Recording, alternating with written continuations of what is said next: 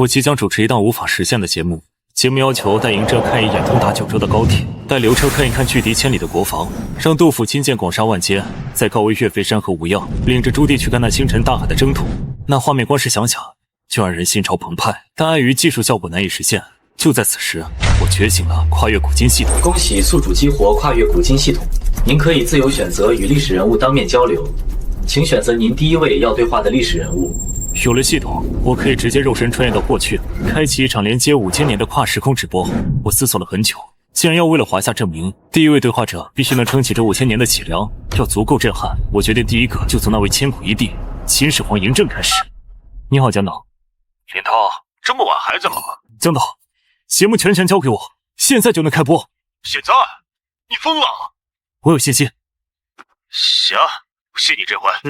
给你1小时试播，11点半准时开始。多谢江导。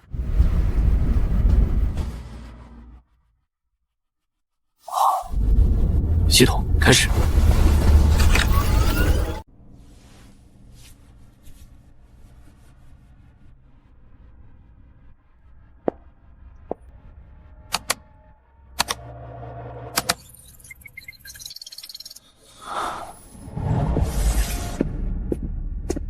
对话古今，借前人之事，成后世之师。各位观众，欢迎来到对话古今。我是主持人林涛，今天我将带你们去对话一个备受争议的帝皇，他是奠定我华夏大一统的千古第一帝，他的名字叫嬴政。始皇37年，一统华夏的始皇帝嬴政病笃待世。他毕生所求的长生仙药终成幻梦，横扫6国的无上权威终究抵不过生死大限，他只能仓促拟就次公子扶苏的喜书，可一眼望不到头的是大秦帝国飘摇未卜的前路。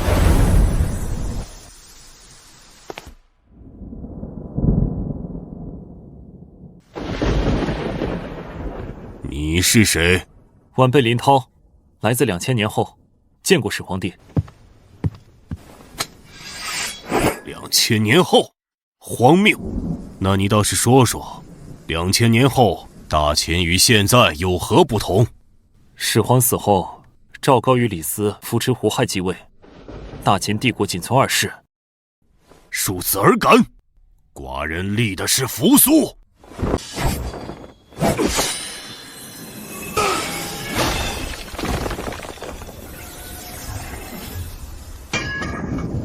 你真是后世之人。胡亥继位，那扶苏呢？公子扶苏为李斯与赵高设计谋害。来人，传寡人指令，立刻抓捕李斯、赵高。诺。你既来自后世，那你说说，后世如何评价寡人？后世有人言，始皇帝暴虐无常，苛政猛如虎，只顾修水利、修长城，不顾民生，焚书坑儒，是暴君，是暴虐无德的千古暴君。目光短浅，看来即便后世也不明白寡人的用意。若无长城，中原会陷入何种境地？边境的子民也是人呐，为他们莫说千秋骂名，万古谩骂，寡人也担得。也罢，世间无人知寡人。不，后世还有人言，始皇之功远大于过。当真？当真。晚辈看来，您在位37年，从未妄杀一位将军大臣。荆轲刺秦，您虽是秦军攻燕，却未屠一城。您一统6国，却从未加害过一个王公大臣。后世之所以对始皇帝的记载多过而少攻，不过是您推崇依法治国，引儒生不满，才留下恶名。因此，晚辈认为，始皇乃千古第一帝，功垂万世。这是你的真实想法吗？是后世14万万人的想法。14万万人，我华夏后世竟有14万万人！哈哈哈哈哈！如此，古心甚慰。林涛，来与孤对饮，以我今日痛饮。会当痛饮。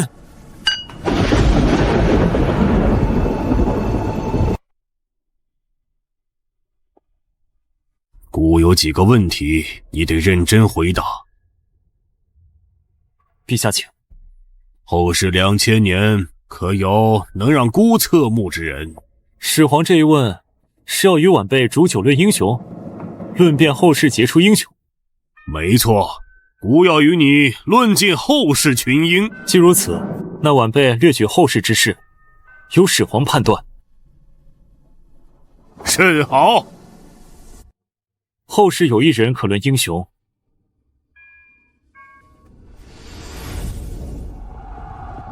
他16岁从异族突厥手中擒王救驾，以5000骑兵斥退突厥10万大军。19岁，他跟随父亲起兵，辅佐其父亲建立大唐，并亲自领导了大唐一统天下的4大关键战役，逢战必身先士卒。其中虎牢关一战，他以数千唐军对战几十万敌军，一战擒双亡。28岁，其发动玄武门之变，弑兄杀弟登基。他登基后励精图治，3年内打败了当时陆地霸主东突厥，让周边一族都尊奉其为天可汗，建立天可汗制度，成为万王之王。此人可称英雄否？此事文韬武略不在孤下，但若他与孤同事，孤定能灭之。始皇何以灭之？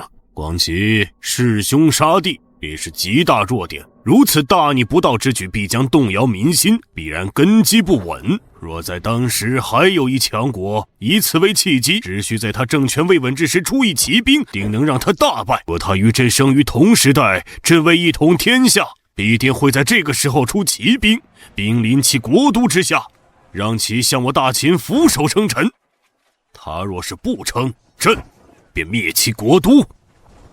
到底是能够一统6国的帝王，他的策略协力可汗就做过，最终导致的结果就是渭水之盟的签订。故此人算不上英雄，不过他登基后能够打败那么多异族，使我华夏后世扬眉吐气，不失为明君。再举一例。那这第2位为后世明朝之内阁首辅张居正，他当政之时，明朝已立国近200年，积弊丛生，皇帝年幼，身居宫中，不理朝政，国库空虚，边防废弛，已是一派末世景象。张居正以帝师之尊，得太后授权，总揽朝政，以雷霆手段推行改革。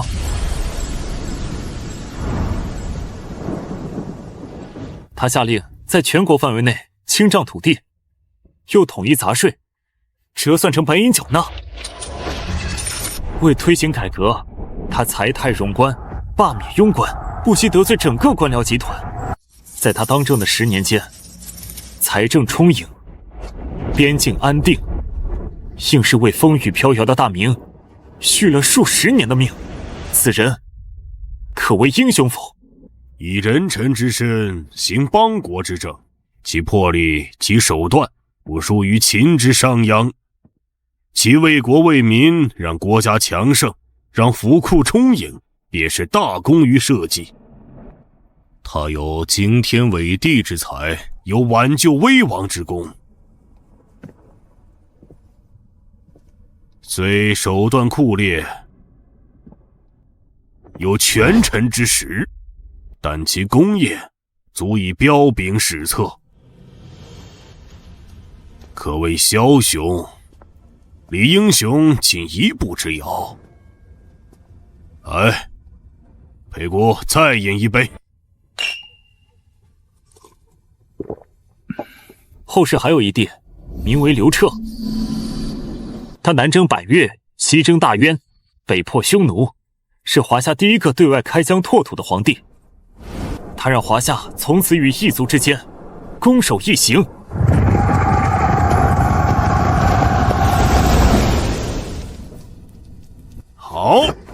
好一个攻守一行！华夏后世有此帝皇，岂能不强？此人可为英雄。再论，孤还想再听。那明太祖朱元璋如何？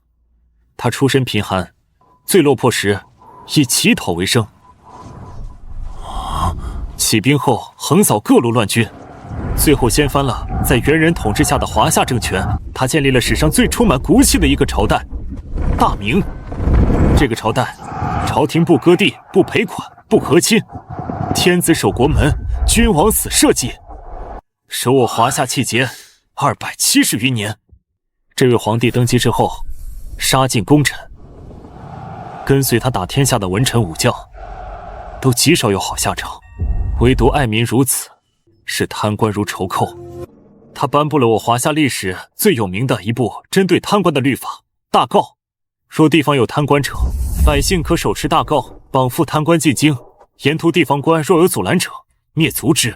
出身贫寒，却光复河山，不割地，不赔款，不和亲，虽杀功臣，但也是为天下安定。此人可谓英雄也。继续，后世还有何等英豪？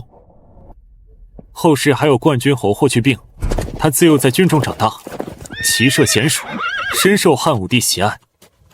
17岁首次出战，领800精锐骑兵随大军出征。然此子不甘随大部队前行，竟率着800轻骑孤军深入大漠数百里，寻觅战机。他精准找到了匈奴的营帐，发动突袭，斩杀2000敌军，全身而退。消息传回长安，武帝大喜，封其为冠军侯。19岁，武帝拜他为骠骑将军，命他独当一面。他率领汉军精锐横扫河西走廊，越过胭脂山，将匈奴打得溃不成军，为大汉彻底打通了通往西域的道路。匈奴为此悲歌：失我祁连山，使我6处不翻稀；失我胭脂山，使我妇女无颜色。其战法摒弃常规，他从不计较一城一地的得失，眼中只有匈奴的主力。漠北决战，他率5万骑兵孤军北进2000余里，跨过大漠，寻匈奴单于主力决战，最终大胜，封禅于狼居胥山，兵锋直抵瀚海，方才凯旋。自其后，封狼居胥成为无数华夏武将毕生追求的至高荣耀。汉武帝特意为其修建府邸，他却叩首谢绝，留下了匈奴未灭，何以家为的千古名言。好一个匈奴未灭，何以家为？故修长城是为划定疆界，御敌于国门之外，此子更甚，竟直接将国门划我华夏的疆界，这才是真正的以攻为守，上上之策。17岁闻名，19岁定河西，20余岁便饮马瀚海，这是何等的少年义气，何等旷古烁今的功业！他打的不仅仅是战争，更是我华夏国威。有此子在，何愁胡虏不灭？何愁天下不定？可惜天妒英才，年仅24岁，这位战神便因病骤然离世。此人可称英雄否？可惜，若此子能长寿，我华夏北境何止100年无忧？此人乃真英雄也。后世如此多英雄豪杰，古心甚慰。我还有疑问：华夏后世强盛否？自晚辈这一代起，再无外族敢欺凌我华夏儿女。如今华夏对外的态度只有一个。什么态度？犯我中华者，虽远必诛。哈哈哈哈！好一个虽远必诛！哈哈哈哈！古就喜欢这样的后世。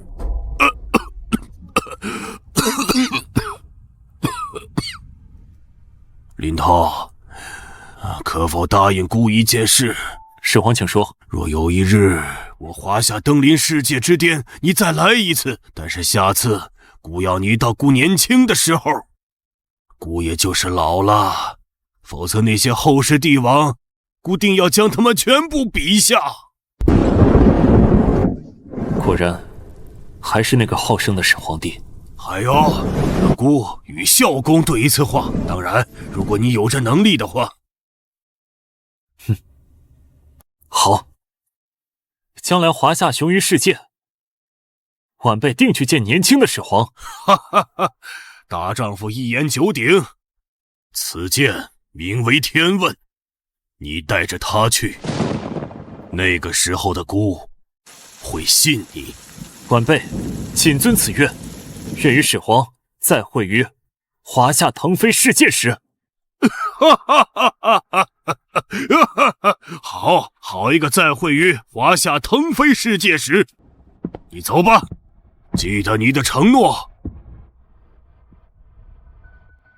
若是华夏后世有这般强盛，人人如龙，姑便认了秦二世之王这命。来人，追回寡人上一道命令。不得抓捕赵高与李斯。诺。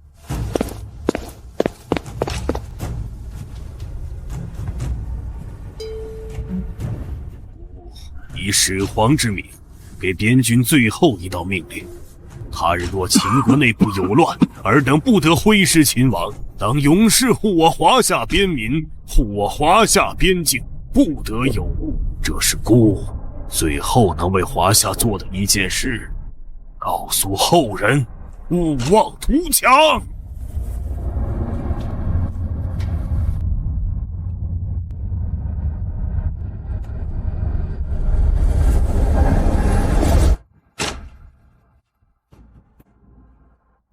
对话古今先贤，品味华夏文明。今天我们看到了华夏龙魂，也看到了大秦之烈。在此，我谨以此节目致敬先人，致敬所有为华夏梦而努力的人。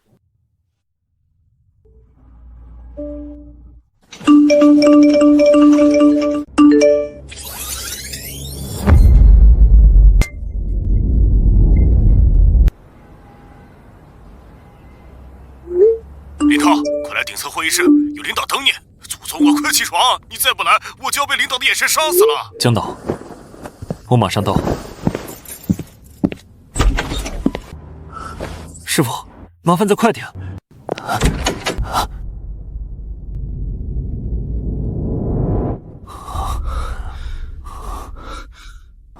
不好意思，我来晚了。是一群领导在找你，等了你2个多小时。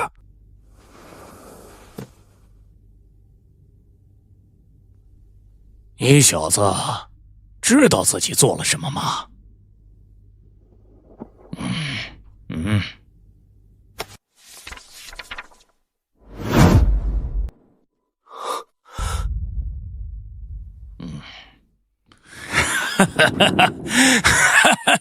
我活着一大把年纪啊，就没见过这么离谱的数据。林涛，你这次给了台里一个大惊喜，接下来有什么需求直接提，我们尽全力满足。第2期准备的是什么内容？第1期是要让所有人看一看奠定我华夏大一统的千古第一帝。接下来我要对话另一个皇帝。哪一位？他的名字叫刘彻。汉武帝？没错，始皇帝开创了大一统，而汉武帝北击匈奴，开拓西域，将中华文化传扬世界。好，宣传我来负责。第2期的主题和播出时间是？时间就定在明早8点。屏幕前的各位观众朋友们，大家晚上好，欢迎准时收看我们的热点观察室，我是主持人丽娜。特别荣幸的请到了2位重量级嘉宾，首先是著名的历史文化学者王教授。各位观众好。还有我们非常熟悉的互联网嘴替，永远站在吃瓜第一线的大学生代表小杰。相信最近大家的朋友圈、热搜榜都被一个名字刷屏了，他就是对话古今，那个现象级的直播间。对，今天我们大家将看一个最近很火的直播间——对话古今。王教授，您作为文化学者，怎么看待这个直播间突然爆火的现象？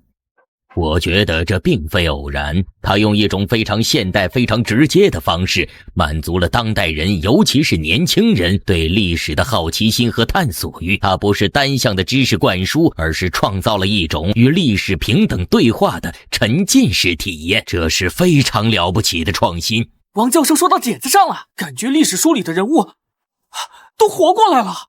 我身边所有同学都在蹲这个直播，就想看主播超神。这次又会连接上哪一位古代名人？没错，一个能让小杰这样的年轻人疯狂追更，又能让王教授这样的权威学者给予高度评价的直播间，它究竟有什么样的魔力？话不多说，现在直播马上就要开始了，让我们把信号切进去，和所有观众一起共同见证。来了来了！还没开始就80万在线了。台长，已经1000万了，就一个黑屏的直播间。丁，第一期人气值评 GS 系统升级，恭喜宿主获得双重时空开辟功能，恭喜宿主获得同历史时期跨越时间功能。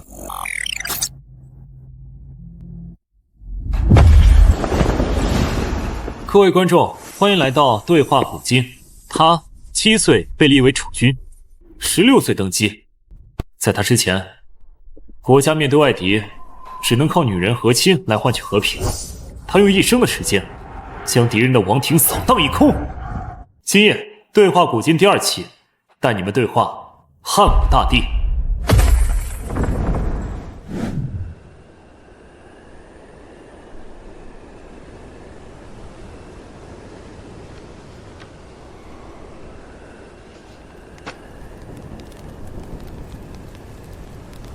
是哪里来的方式？若是求不出长生药，便自己去领死吧。晚辈林涛，并非方士，亦无长生之药。晚辈来自2000多年后，特来拜见陛下。2000多年后，既无长生药，你来此作甚？看顾笑话吗？晚辈是来告诉陛下，虽然陛下未能长生，但陛下之国号却长生了。国号长生？朕的大汉亡了吗？汉虽亡，但汉字未亡。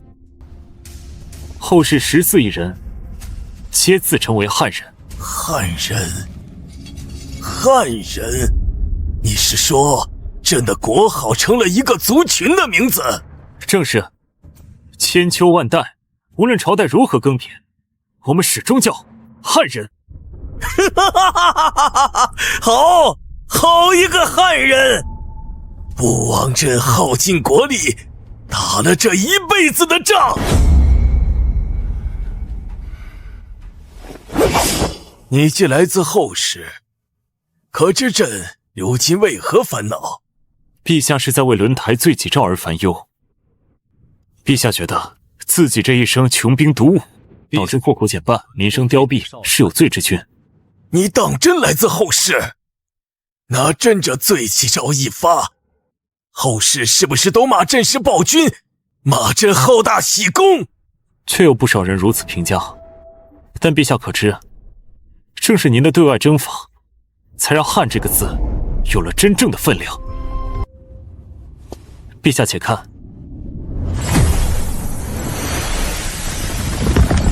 汉高祖刘邦在白登山被匈奴重重围困，最终只能派人送去金银美女求和。吕后接到匈奴单于充满羞辱的信件，愤怒之极，却只能回信卑辞讨好。一位位年轻的大汉公主穿着红装，哭泣着辞别家人故土，是为奇耻大辱！朕每每读到此处，恨不得生啖匈奴之肉。朕绝不允许朕的子民、朕的女人再受此等屈辱。所以，陛下选择了打。当然要打！寇可往，我亦可往。匈奴未灭，何以家为？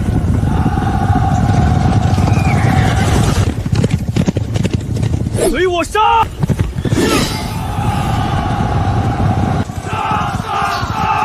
去病！是朕的冠军侯，是朕这辈子最锋利的一把剑。元纪4年，霍去病封狼居胥，饮马瀚海，他将匈奴打得远遁漠北，甚至出现了漠南无王庭的局面。今日，我大汉霍去病封狼居胥，自此之后，凡日月所照，江河所至，皆为汉土。我乃大汉使节。因为陛下打赢了，所以汉朝的使臣在西域可以行使国王的权利。大汉天威，小王拜服。因为陛下打赢了，陈汤才敢说出那句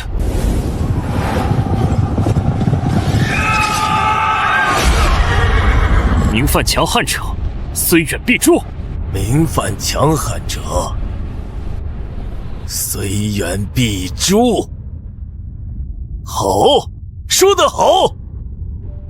陛下，您当年的穷兵黩武确实让百姓受苦了，但您打出了未来2000年的生存空间，您打出了一个民族挺直腰板的尊严，这罪我不认，后世也不认。这就是罪在当代，功在千秋啊！有你这句话，朕发那罪起诏，心里便好受多了。只要后世不怪朕，朕背着骂名又何妨？林涛，谢谢你，朕的心结解开了。朕还要为这大汉，为这后世再做最后一点事。陛下想做什么？朕要给后世留下一个休养生息的大汉。朕要把朕打下来的江山稳稳地交到后人手中。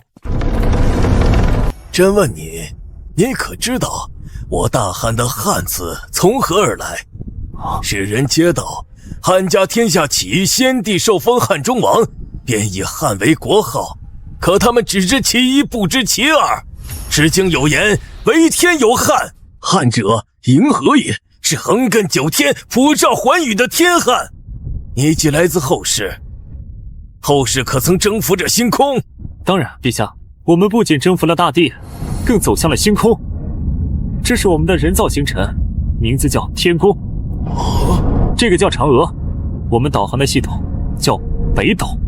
天宫、嫦娥、北斗，好啊，还是朕熟悉的那些名字。看来后世从未忘记过老祖宗的东西。林涛，这一杯朕敬后世，敬后世之强盛，敬后世之不忘本。晚辈敬陛下，敬陛下之雄才大略，敬陛下打出了我们的民族之魂。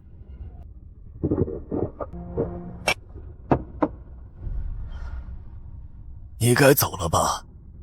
是的，时间到了。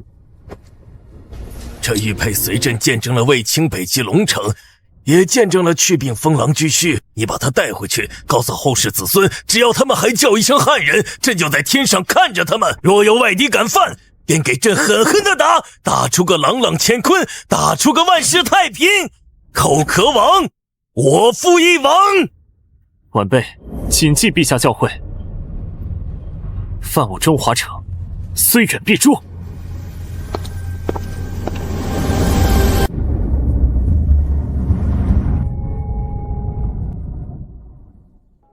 恭送汉武大帝。犯我中华者，虽远必诛。涛神，下一期能不能稳一点？我心脏受不了。恭喜宿主完成第2期直播，评级 SSS， 获得奖励初级身体强化药剂、历史古物鉴赏能力。台长，数据出来了，史诗在线峰值突破5000万，全网热度第1。更恐怖的是，海外频道的收视率也炸了。好一个寇可往，我亦可往。林涛这小子，把我们中华民族的精气神都给喊出来了。网友们都说，下一期想看周帝，天子守国门，君王死社稷，这才是最有骨气的朝代。林涛，现在不仅是国内，海外华人圈也炸了，他们希望能看到展现中华海洋文明的一期。海洋文明，那非大明莫属了。但是朱棣这个人物争议不小啊。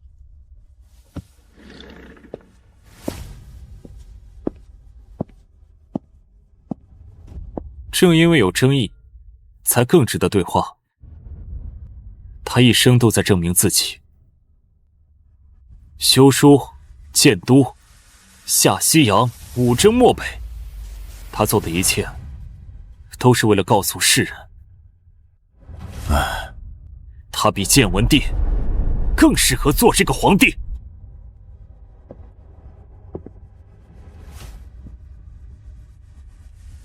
下一期，我们就去见证这份证明。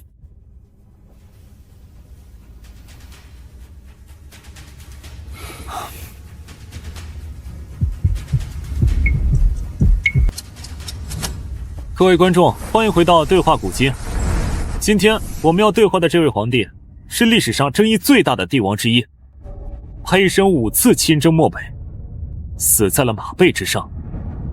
他派出的船队曾称霸海洋，他也是唯一一个以藩王身份攻破大明京师，夺取皇位的逆子。有人叫他永乐大帝，也有人叫他阉贼。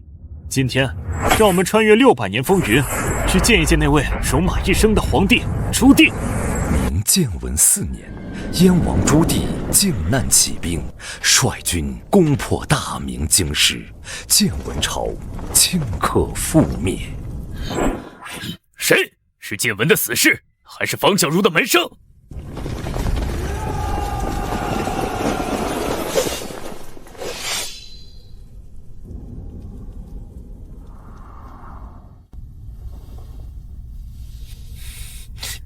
这开场比秦始皇那次还压抑啊！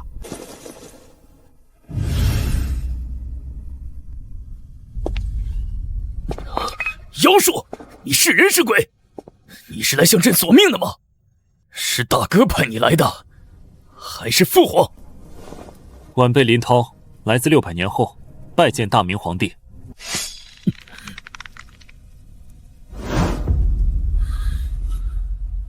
600年后，你叫朕皇帝，如今这满城的读书人都在骂朕是反贼，是篡逆。你既来自后世，告诉朕后世如何骂朕。既是陛下想听，晚辈便直言。后世史书载，燕王朱棣举兵靖难，攻破京师，疏夺职位，得位不正。更有甚者，称陛下为暴君屠夫。方孝孺一案，陛下诛方孝孺始祖，杀戮过甚，有干天和。够了！呀！够了！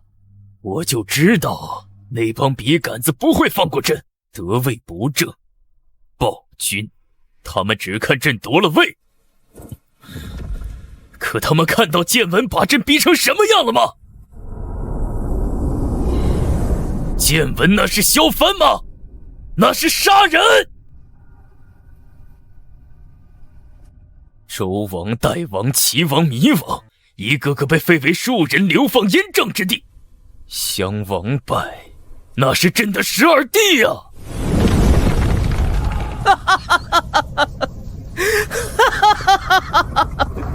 炸！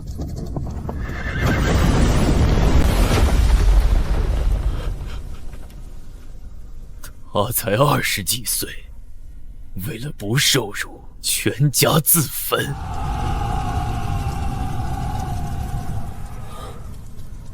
下一个就是朕，就是朕的一家老小。朕若不反，今日这废墟里烧焦的尸体就是朕。所以陛下认为，靖难之役实属自保。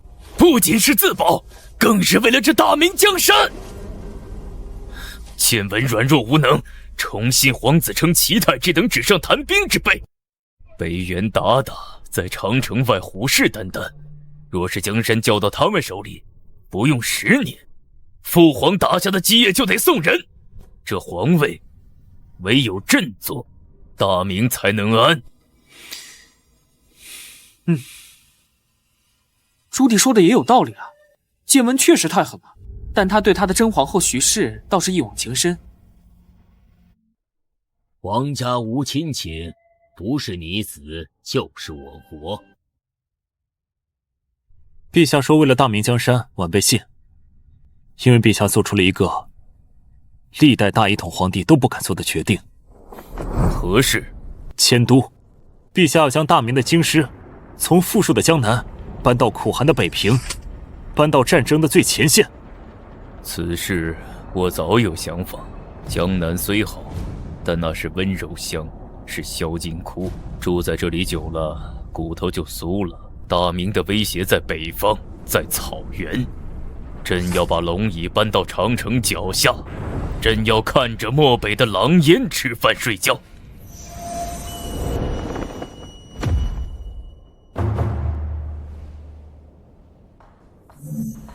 这在后世我们叫天子守国门。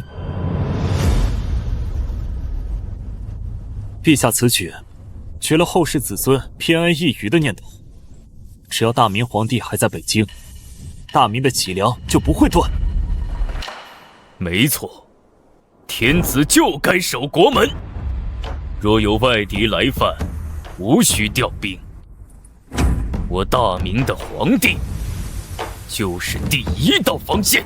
陛下，想看看作为第一道防线的北京城，在600年后是什么样子吗？600年后竟还在吗？不仅在，而且它依然是华夏的心脏。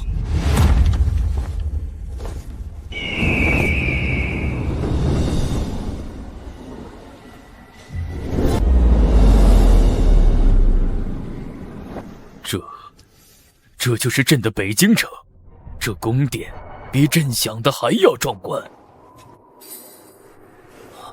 那些高耸入云的楼宇，竟比皇宫还高。陛下，这就是600年后的北京。您建立的紫禁城是全世界最大的宫殿群建筑，每天有成千上万的人来这里瞻仰您的功绩，感叹大明的威仪。您的决定影响了华夏600年。好，朕没白折腾，朕没白嘛。只要这城还在，朕就算背负千古骂名又何妨？陛下虽然马上得天下，杀伐果断，但您做的另一件事，却造福了天下文人。朕虽是一介武夫，却也知道，马上能得天下，不能在马上治天下。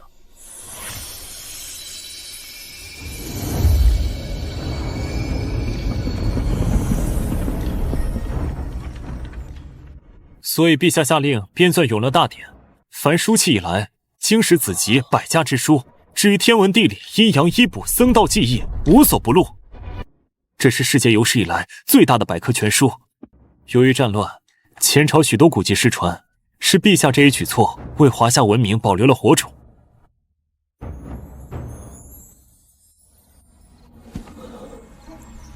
朕要让后世知道，朱棣不仅会杀人，更懂什么是传承。这大典便是朕给后世子孙留下的宝藏。你说朕当年耗尽国库修书，甚至被户部那帮老头子骂败家，如今看来，这钱花的值。只要文脉不断，华夏的魂就在。陛下，正因为有您这样的祖先，我们才敢说我们的文明从未断绝。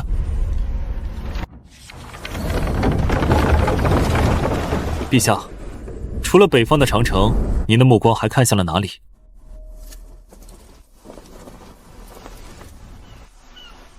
海。历朝历代皆重入青海，甚至片甲不得下海。但朕以为，欲国家富强，不可置海洋于不顾。财富在海上，威仪也在海上。明永乐3年，刘家港的万顷碧波之上，200余艘巨舰列阵江面。大明正式太监郑和奉永乐皇帝敕谕，率领着27000余名将士与舟师，以星辰为罗盘，以季风为信标，开启了跨越半个星球的航程。这是人类航海史上前所未有的壮举。陛下，这便是您主导的西洋船队，人类历史上的航海壮举。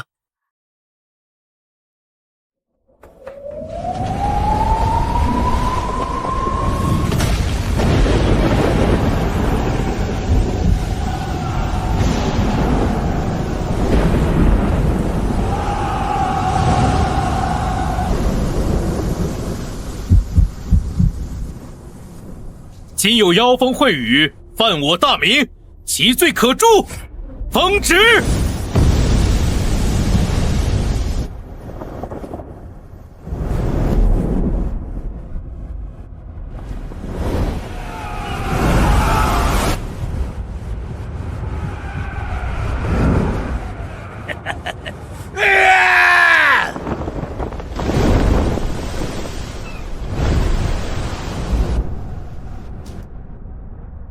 不自量力，哼！开火！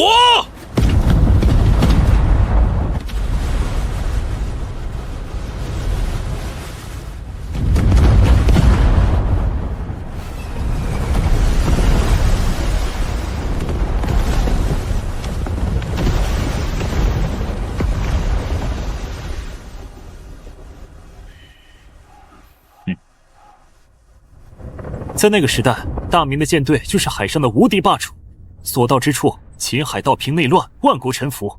这不是侵略，这是维和。那个时代，大明水师天下第一。那个时候，我们简直就是和平大使啊！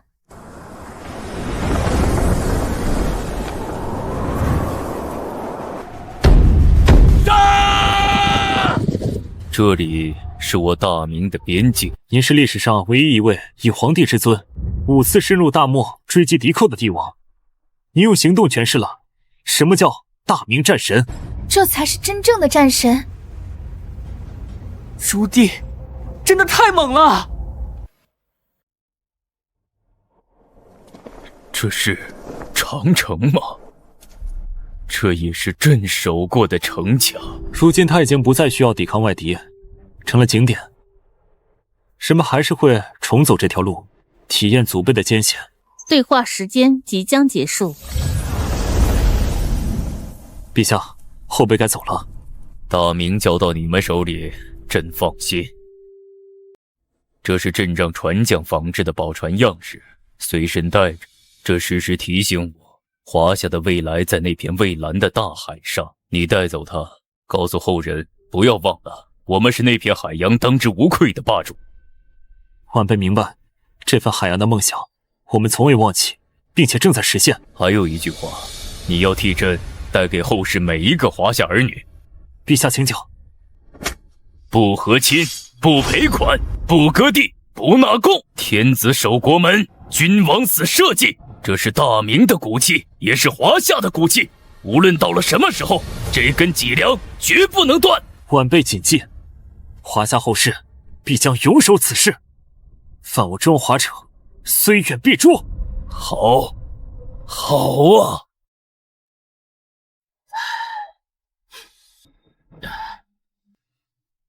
朱棣做得够好了。600年前，我们曾拥有世界上最强大的舰队，这小小的模型承载的是一个大国对海洋的雄心。这份荣耀和遗憾都应该被铭记。各位，这就是朱棣，一个在争议中登场，却在辉煌中落幕的皇帝。他用一生证明了什么叫知我罪我，其为春秋。只要我们还记得这份骨气，华夏文明就永远不会沉沦。丁，恭喜宿主完成第3期直播，评级 SS。华夏的硬骨头我们看过了，接下来该看看华夏的魂了。林涛，前3期我们对话的都是帝王枭雄、气势恢宏，这第4期你突然转头去对话一个文人，还是一个一生潦倒的诗人。台长，华夏之强，不仅强在帝王的剑，更强在文人的骨。帝王奠定了华夏的版图，而诗人铸就了华夏的灵魂。在那个大唐由盛转衰的至暗时刻，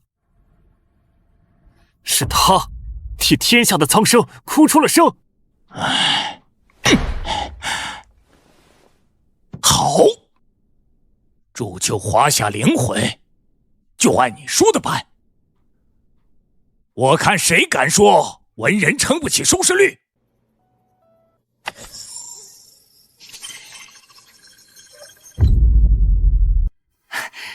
终于等到第4期了。我盲猜这次是位皇帝。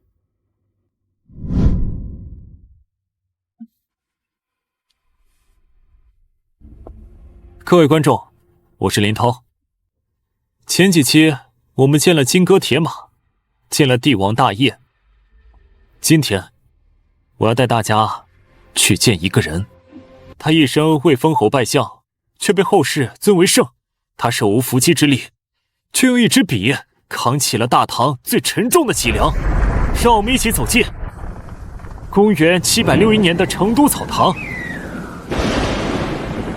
唐上元2年，半生饱经离乱的杜甫稍得安闲，便被一场无情的秋风吹得荡然无存。这是他人生中最寒凉的时刻。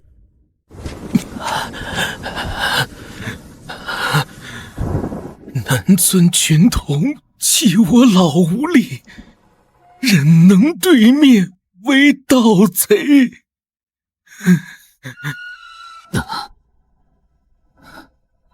这就是课本里的场景吗？看着好心疼啊，这就是师圣的晚年吗？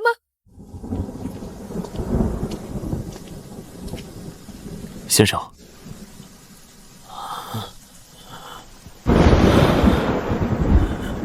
谁？又是那家的顽童来取笑老夫吗？晚辈林涛并非顽童，亦非盗贼。晚辈来自1200年后，特来拜见杜文豪。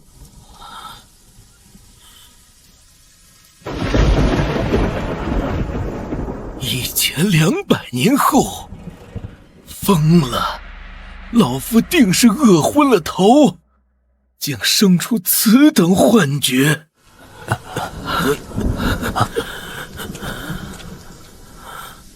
先生，风大，且回屋避避吧。你是人，还是鬼魅？是人，是读着先生的诗长大的人。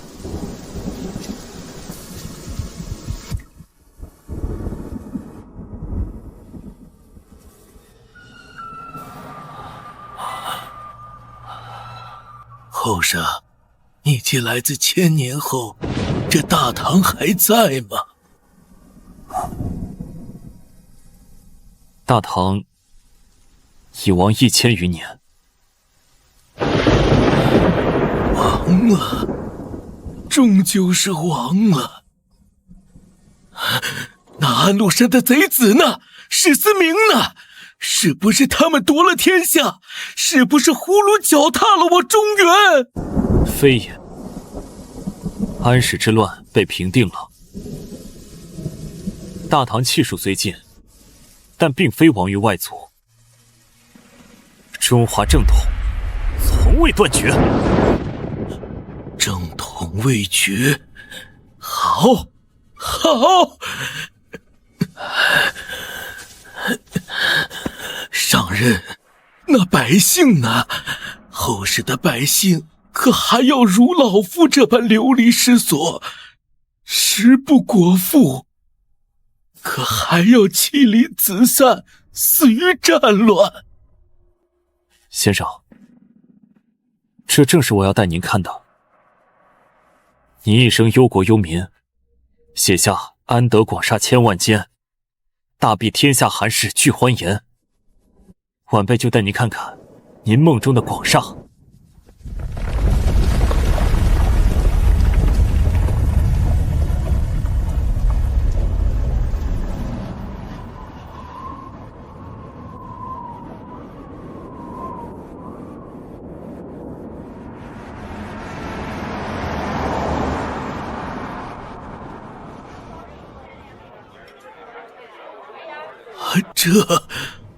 这是天宫吗？这可是神仙住的地方。不，先生，这是凡间。您脚下的这片土地是成都。杜甫爷爷，这都是真的。这就是您要的广厦千万间呐！如此高的楼阁，竟能耸入云霄，这得耗费多少民脂民膏，这得累死多少百姓啊！奢靡，太奢靡了！后世之君怎可如此铺张？这比骊山宫还要奢华万倍呀！先生误会了，这并非帝王的宫殿，这每一扇窗户后面住的都是普通百姓。你说什么？庶民住在这里？庶民能住得起如此高耸入云的楼阁，能点得起如此明亮的灯火？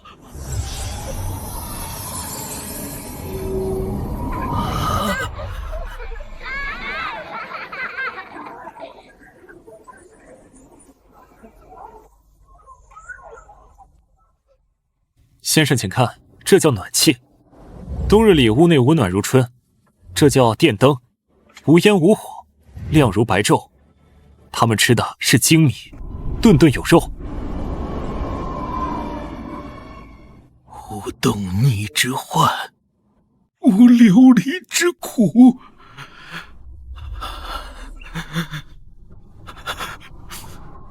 这真的是普通百姓？是，这就是最普通的华夏百姓。先生，您的安得广厦千万间，大庇天下寒士俱欢颜，我们做到了。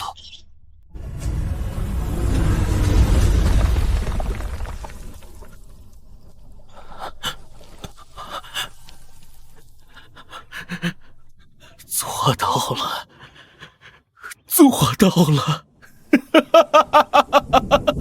好，好啊！五炉独破，受冻死一族。这就是圣人啊！无炉独破，受冻死一族。这就是杜甫。先生不必死，因为在后世，您比那些住在高楼里的人更受尊敬。尊敬？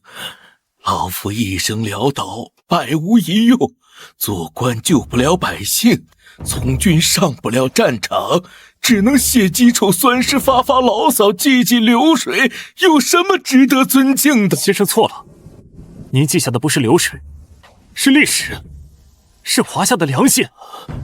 如何？您知道后世如何称呼您吗？诗圣。先生请看，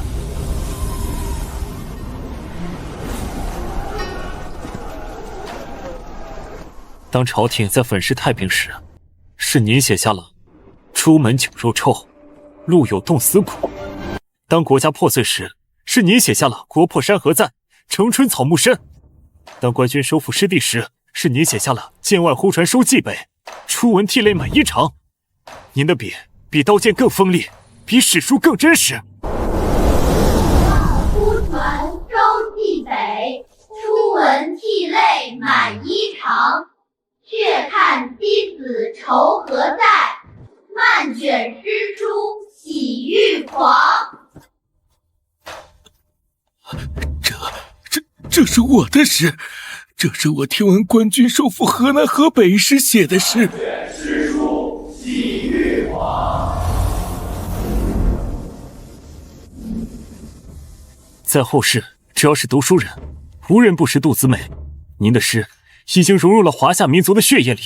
我们高兴时会读您的诗，悲伤时会读您的诗。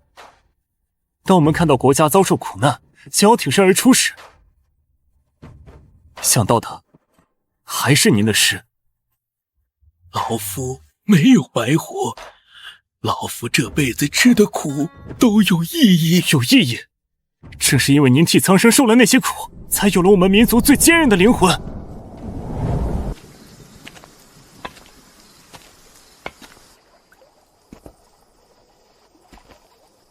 后生，老夫还有一个遗憾。先生请讲。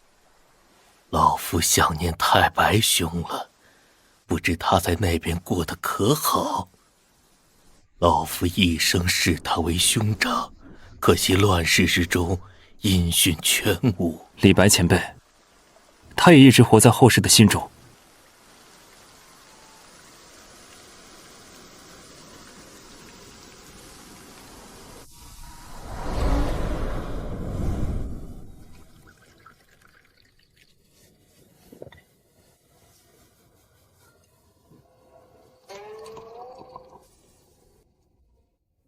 太白先生袖口一吐就是半个盛唐，但他也有他的苦闷。不过他选择了像剑客一样去面对。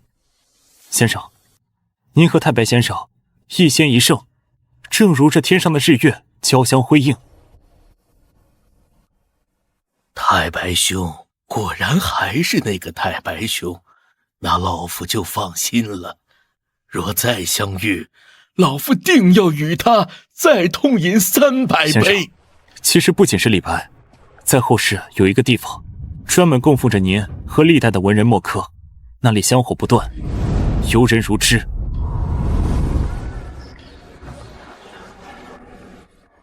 人们来这儿不是为了拜神，是为了拜祭华夏的文脉，是为了告诉您，这盛世如您所愿。太平盛世啊！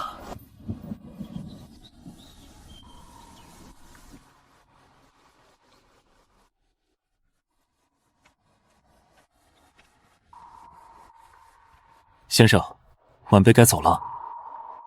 这么快？老夫还有好多诗没给你看，还有好多话想问。先生，您的诗我们都背下来了，您的话我们都记在心里了。后世把您的诗集都整理出来了，1400多首，一首都没少。当真？都在，都在。老夫的心血没丢，没丢就好。没丢就好。后生，老夫无以为报。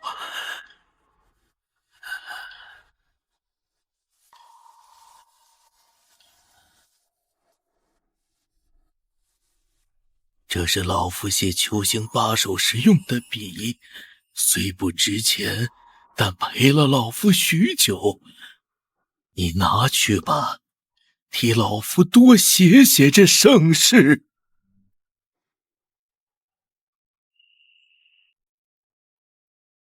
晚辈定当珍藏。晚辈会告诉后世所有人，这支笔曾写下过华夏最深沉的爱。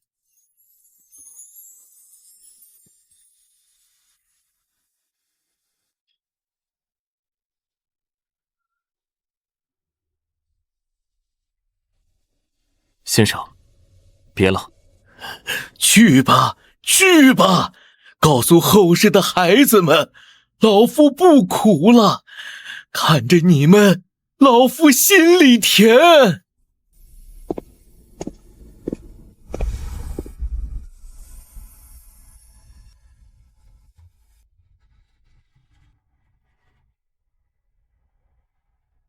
有人问，为什么我们要读诗？因为诗里有我们的根，有我们的魂。杜甫告诉我们，无论身处何种困境，只要心中有家国，只要眼里有苍生，我们就永远不会被打倒。同学们，今天的作业是给杜甫爷爷写一封信。杜甫爷爷，我现在住很高很高的楼里，不怕风也不怕雨。杜甫爷爷，我中午吃了红烧肉，很好吃，我想分给你一。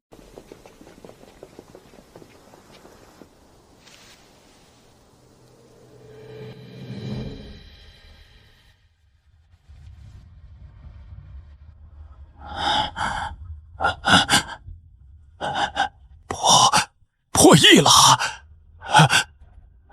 一个诗人竟然比皇帝的关注度还高。台长，这说明咱们老百姓心里是有文化的，大家都有共鸣啊！好样的，小林！下一期，我看他还能给我什么惊喜。喂，小林啊，这期做得太好了，第5期你打算？各位观众，前几期我们对话了帝王，看了开创，看了盛世，看了骨气。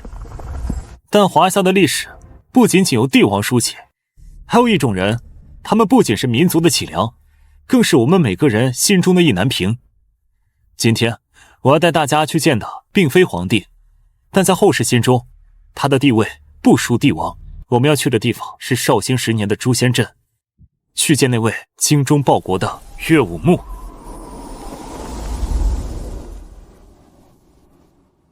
南宋绍兴10年，岳飞率岳家军北伐，连战连捷，兵临汴京，光复中原指日可待。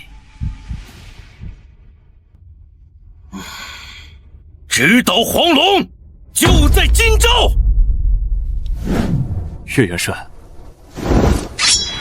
金人的刺客，竟能无声无息入我中军大帐！晚辈林涛并非金人，而是来自800多年后的华夏后生，特来拜见岳元帅。800年后，荒谬！如今两军交战，休想乱我军心！回出去，斩了！元帅若杀我，这12道金牌的结局，谁来替元帅鸣不平？什么12道金牌？叫！圣旨到！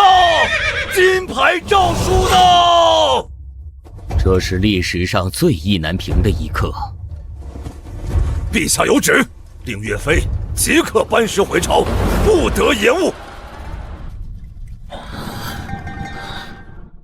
将在外，军命有所不受。如今诛仙阵大捷，金兵胆寒，正是一举收复河山的大好时机啊！这是金牌，违抗者视为谋反。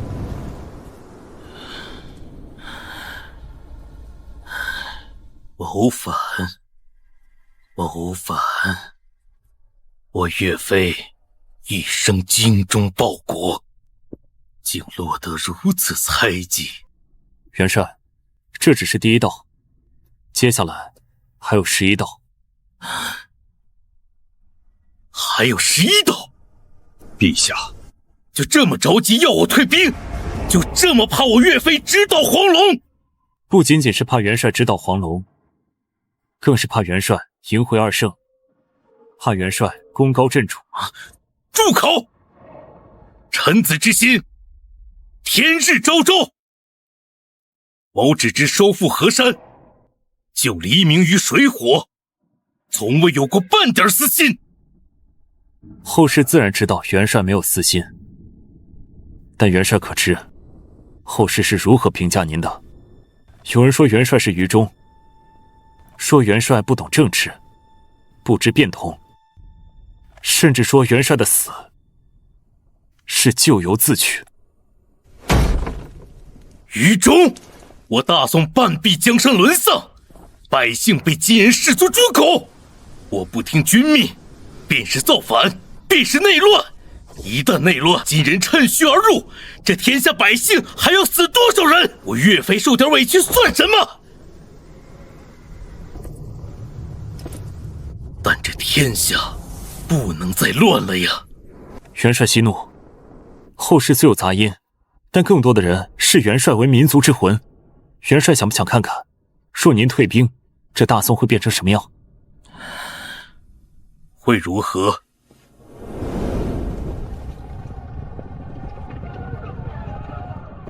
元帅，你们走了，我们就是亲人的鱼肉了。元帅，带我们走吧，别丢下我们。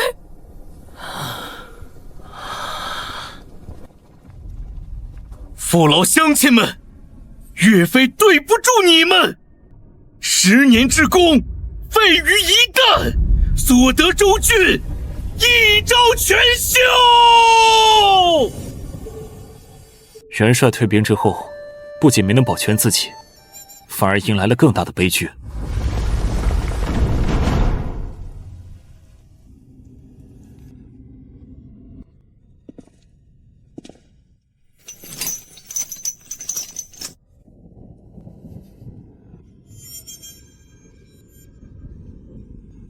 岳飞，你可知罪？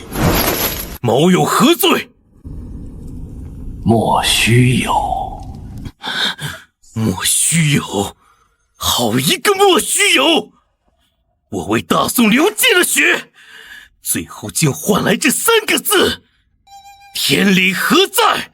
公道何在？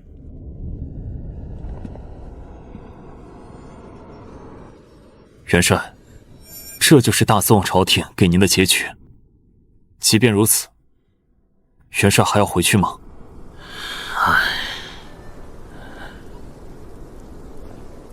回。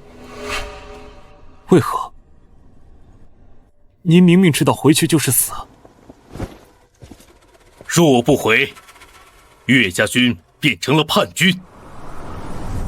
我岳飞一生只求无愧于心，无愧于这精忠报国4字。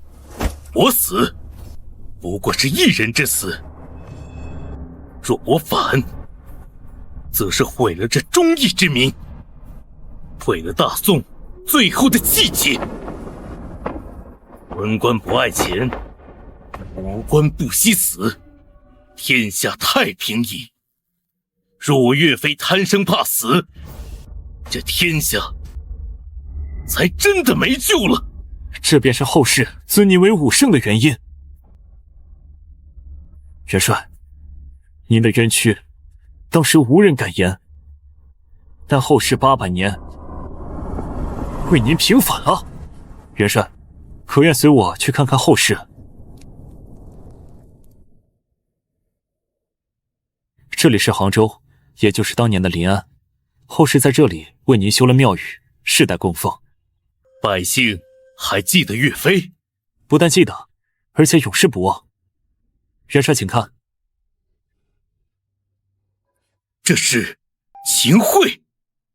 正是，后世为您铸了这5个跪像，让他们跪在您面前，跪了800年，任由1000万人唾骂。这就是后世给您的公道。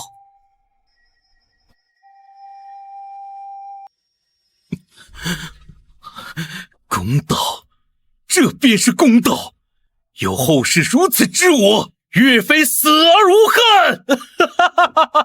秦桧，你赢了一时，却输了万世，这才是真正的报应。岳爷爷，我们都记得您。林涛，那后世的河山呢？可曾收复？可曾还我河山？元帅，请看，这就是后世的华夏。我们要收复的不仅仅是燕云16州，无论是漠北还是西域，如今皆为华夏之土。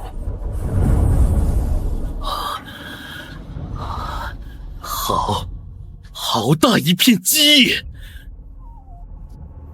再无金人欺辱，再无金人也再无任何外族敢随意欺辱。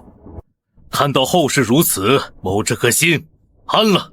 林涛，拿酒来。元帅，敬您。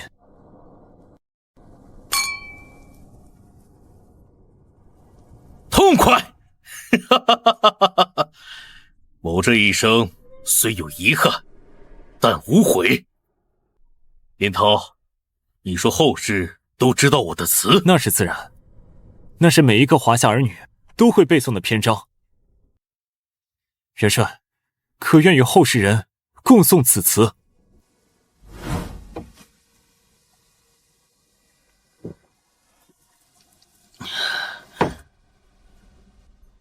好，共诵。怒发冲冠，凭栏处，潇潇雨歇。抬望眼，仰天长啸，壮怀激烈。30功名尘与土，8000里路云和月。莫等闲，白了少年头，空悲切。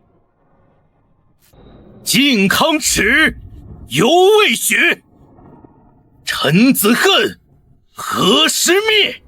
驾长车，踏破贺兰山缺。壮志饥餐胡虏肉，笑谈渴饮匈奴血。待从头，收拾旧山河，朝天阙。收拾旧山河，后世子孙，你们做到了。某可以安心回朝了。元帅，不必多言。生当作人杰，死亦为鬼雄。这风波亭，某具得。此乃某一生行军心得，原本想留给云儿，但此去凶多吉少，你带回后世吧。若能用于保家卫国，便是他的造化。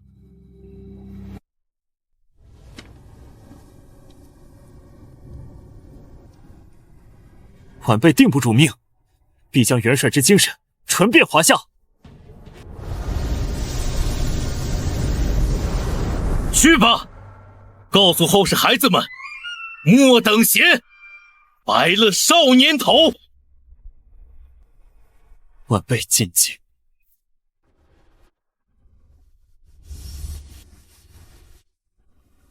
明知死路，却为了心中的道义义无反顾。这就是岳飞，这就是我们华夏民族的脊梁。无论历经多少磨难，总有像岳元帅这样的人挺身而出，精忠报国。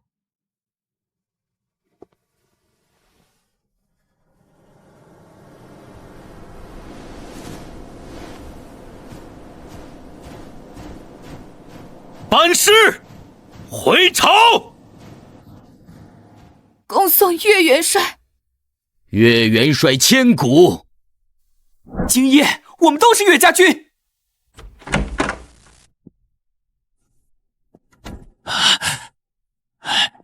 小林，干得漂亮！帝王将相，文人风骨，民族英雄，一至几期的选择层层递进，拳拳到肉。观众的情绪已经被你带到了顶峰。下一期你打算怎么办？这之后还有谁能接住岳武穆这冲天的豪情与悲壮？台长，帝王将相他们创造历史，诗人才子他们歌颂历史，武烈元帅他们守护历史。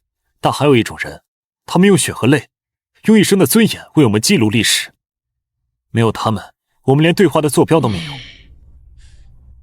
你是说，下一期我想去见一位史官，去见那个为了完成一部书而忍受了世间最残酷刑罚的人，去见《史家之绝唱》的作者太史公司马迁。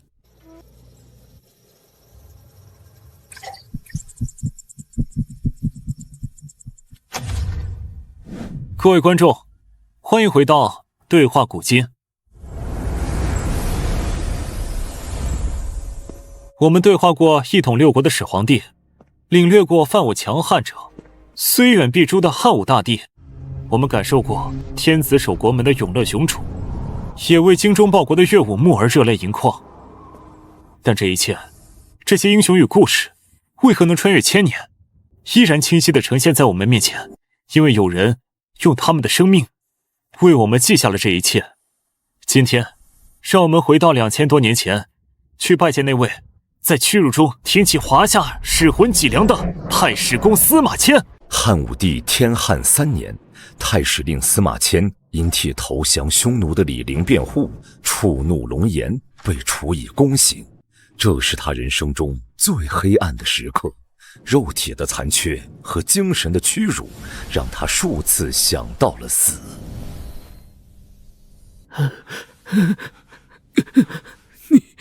你是何人？是廷尉府派来结果我的吗？晚辈林涛，来自2000年后，非是官府之人，仅代表华夏后世拜见太史公。2000年后，荒谬！我如今已是残缺之人，天下笑柄，何谈太史公之称？后世我的名字恐怕只会与屈辱和苟活一同被记载吧。您说对了一半，在后世，您的名字确实与屈辱联系在一起，但更多人记住的是另一件事。何事？一部世家之绝唱，无韵之离骚的传世巨著。你说什么？您忍受了常人无法想象的痛苦，最终完成了一部前无古人的史书《太史公书》，后世称之为《史记》。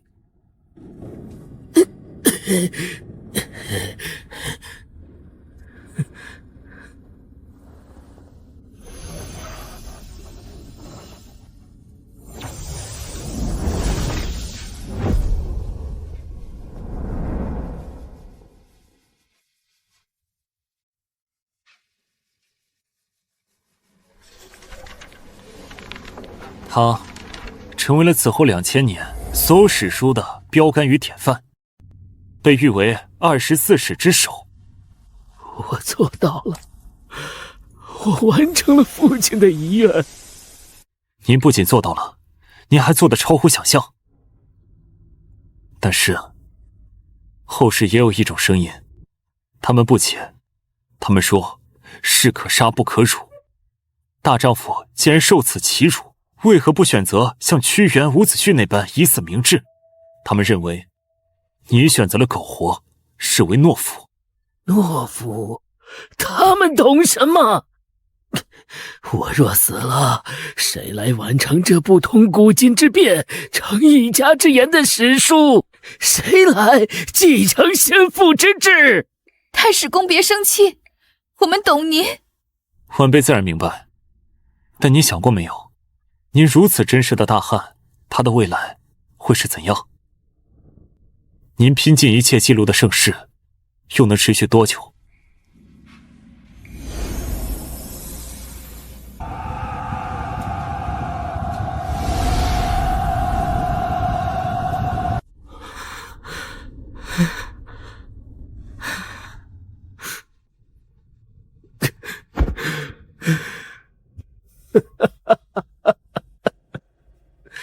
我舍弃尊严，背负骂名，所要记述的功业终将化为尘土。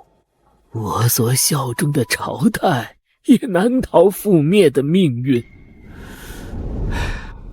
那我所受之苦，我所做的一切，意义何在？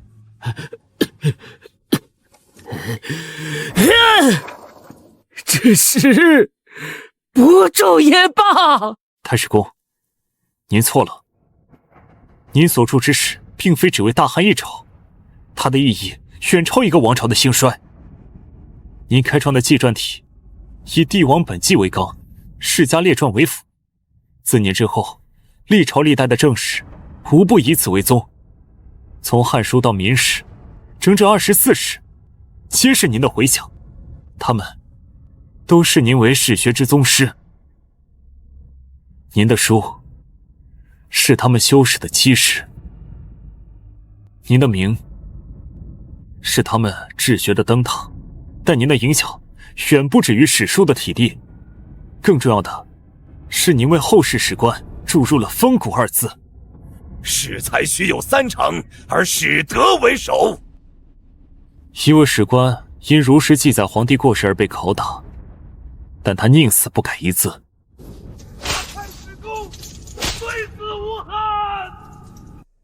是您让史官不再是帝王的书记，而是历史的审判者。是您让秉笔直书这4个字成为了此后2000年无数史家哪怕生死族灭也要捍卫的最高准则。这份精神传承难道不是比一个王朝的功业更重要吗？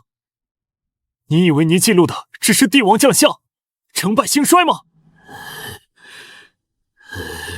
不，您记录的是华夏的魂。您是第一位为农民起义立传的史家。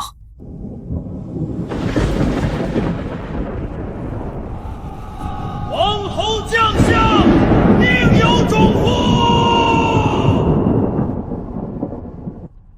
这声呐喊，因为您的记载，从此响彻千年，成为反抗暴政的战歌。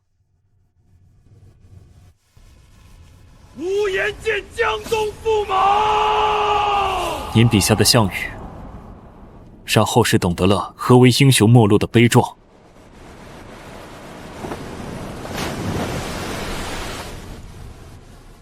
您笔下的屈原，让后世明白了何为宁为玉碎的风骨。风萧萧兮易水寒，壮士一去兮不复还。您笔下的刺客，让后世看到了何为向死而生的决绝。这些人物，这些故事，这些精神，因为您的记载，才得以穿越千年，融入我们每一个华夏子孙的血脉。朝代会更迭，王朝会覆灭，但您记录下的这份魂，永世不灭。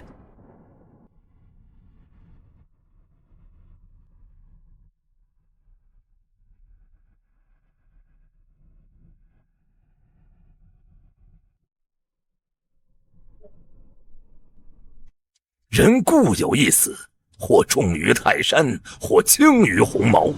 同学们，这句话就出自司马迁写给任安的信。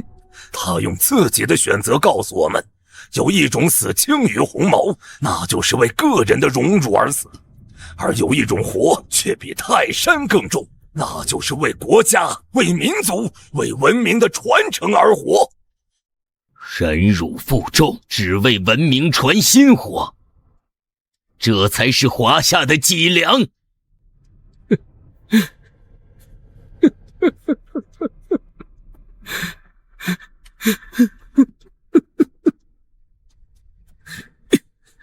罪臣司马迁谢过后世，是你们让迁知晓，此身所受之辱非为苟活，而是为我华夏文明之传承，此辱重于泰山。太史公，您不是罪臣，您是功臣。千古的委屈，在这一刻终于被理解了。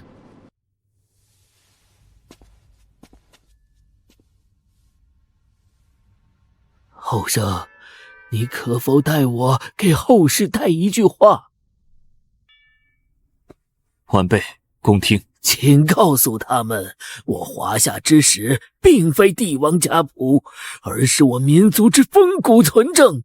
读史可知兴替，更可知何为华夏儿女。莫忘了我们从何处而来。晚辈必将此言传遍华夏。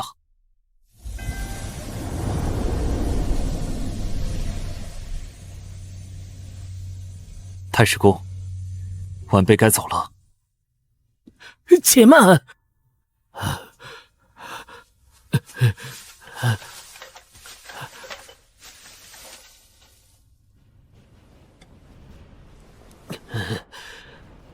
我如今所著已有10之5、6，此为初稿，错漏尚多，本欲待全书完成再行修正。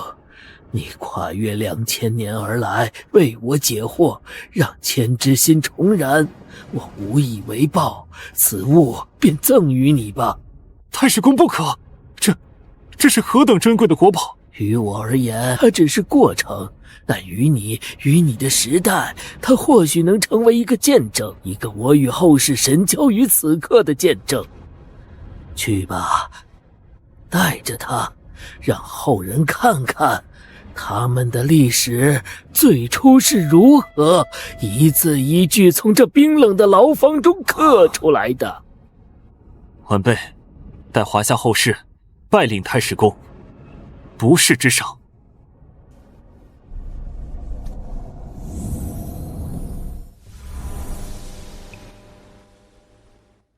对话古今第1季至此全部结束，感谢各位的陪伴，我们下期再见。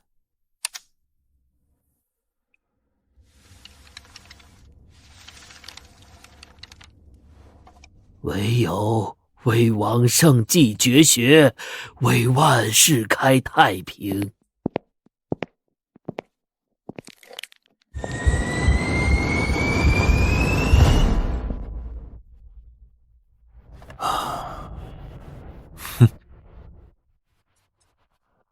台长、江导，这不是我一个人的功劳，是我们共同唤醒了流淌在每个人血液里的那份对历史的温情与敬意。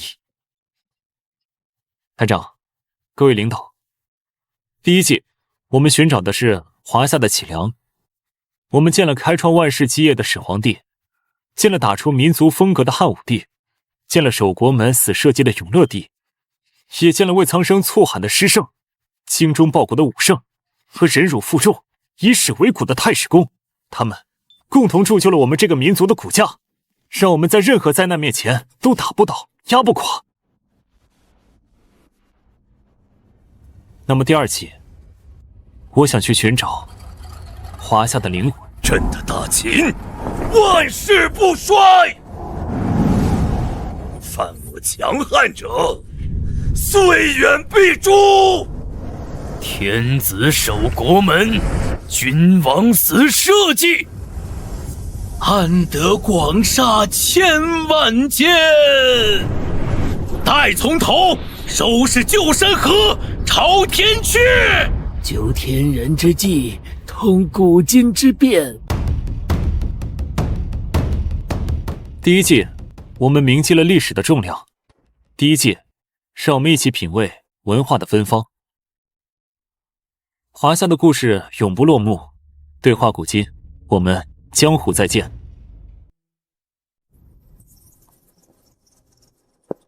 林涛，你快看，这不是文化现象，这是文化龙卷风。你这已经不是做节目了，你是在做我们这个时代的文化注解。第2季必须马上启动。台长，热度是暂时的，但根脉是永恒的。第2季，我想，我们应该去探寻我们文明伟大的开端。开端？好，这个思路好。我看了网友投票，呼声最高的是姜子牙、周公旦，或者干脆做一期诸子百家的辩论，那场面绝对能把第1季的记录再翻1倍。不，我想见的是我们每个人都认识，但或许我们每个人都未曾真正认识的那个人。我想去见他。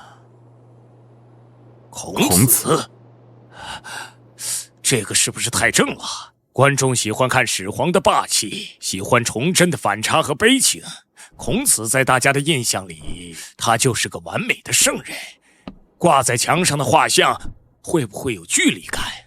不好做戏剧冲突啊。所以我们不去见那个圣人，我们去见那个被围困、被驱赶、被嘲笑、被弟子质疑、惶惶如丧家之犬的孔丘。我们去见他最狼狈、最孤独、最不像圣人的时刻，去问他当理想被现实彻底击碎，当信仰在饥饿面前摇摇欲坠时，他为何还能坚持下去？我想让所有人看到，圣人不是生而成圣，而是在千锤百炼的磨难中依旧选择为道而生。好，说得好！不速神只见人，就让我们跟着你去见一见在泥泞中最真实的孔夫子。第2季第1期，就这么定了。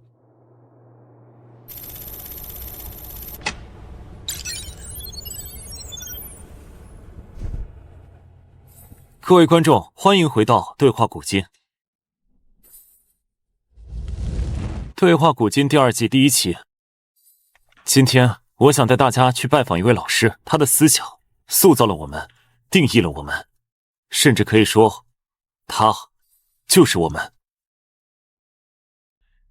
他被后世尊为至圣先师，却一生颠沛流离；他被万民敬仰，却曾被当世之人讥讽为丧家之犬。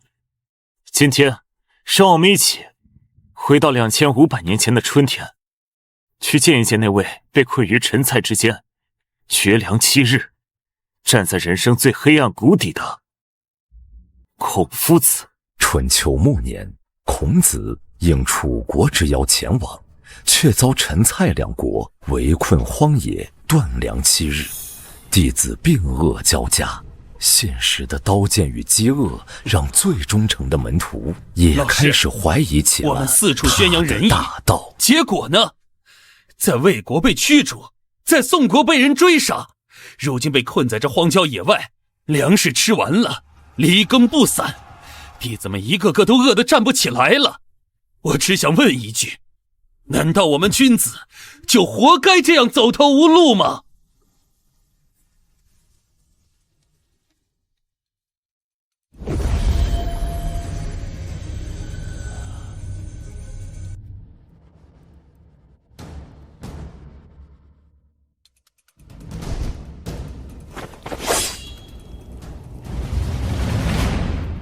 晚辈林涛，来自2500年后，并非兵匪，特来拜见孔夫子。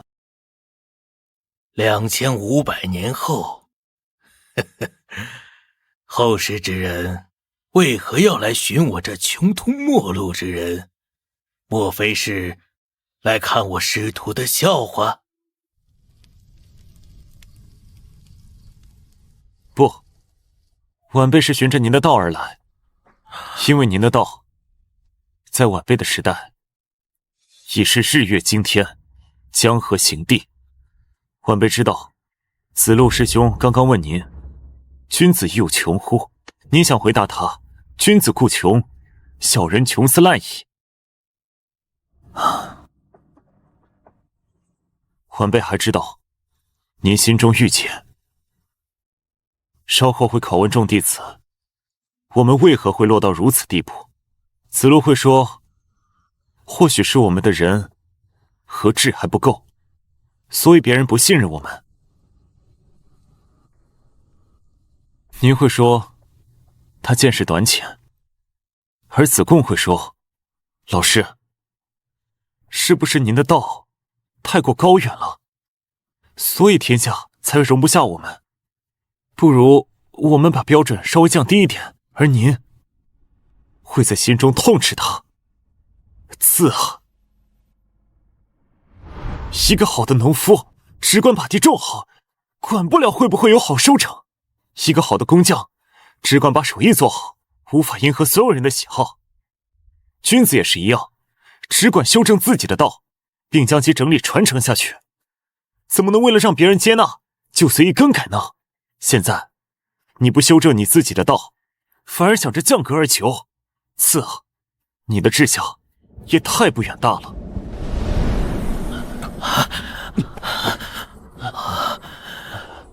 莫非你是我饥饿之下心中所生之魔障？我非魔障，夫子，我只是一个读懂了您，并为您不平的后人。你既来自后世，一切说与我听。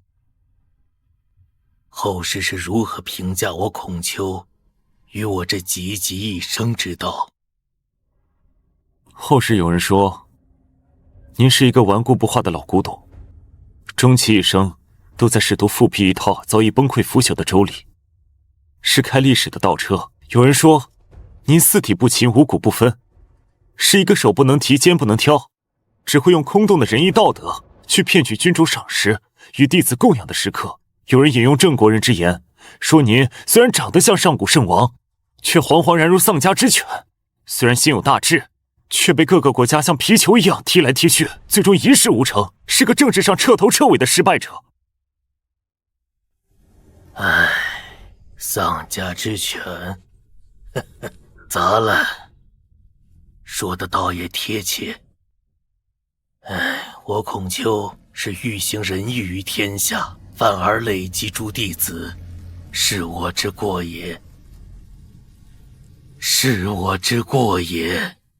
但是他们全错了，那些只看到您身形颠沛的凡夫俗子，那些试图曲解您、诋毁您的宵小之辈，他们全错了。他们说您复辟周礼，是开历史倒车，他们哪里知道，您不是要复辟形式，您是在那礼崩乐坏的废墟之上，为我们这个民族重新捡拾秩序与道德的基石。他们说您四体不勤，是无用的食客，他们哪里知道，你有教无类，打破了贵族对知识的垄断，是您给了万千平民子弟一个可以通过读书改变命运的机会，这是何等伟大的功业。他们说您政治失败，简直是天大的笑话。您所求从来就不是一时一地之功，一官半职之位。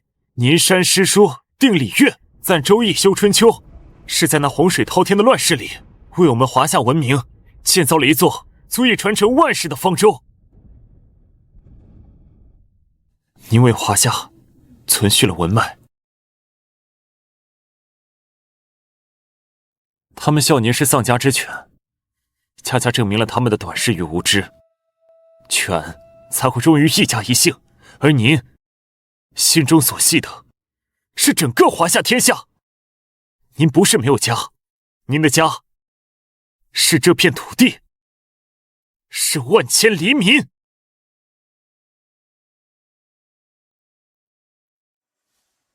您不是在寻找归宿，您本身就是后世2500年所有华夏读书人最根本的精神归宿。您不是失败者，您是万世师表。后世之人当真如此看我孔丘？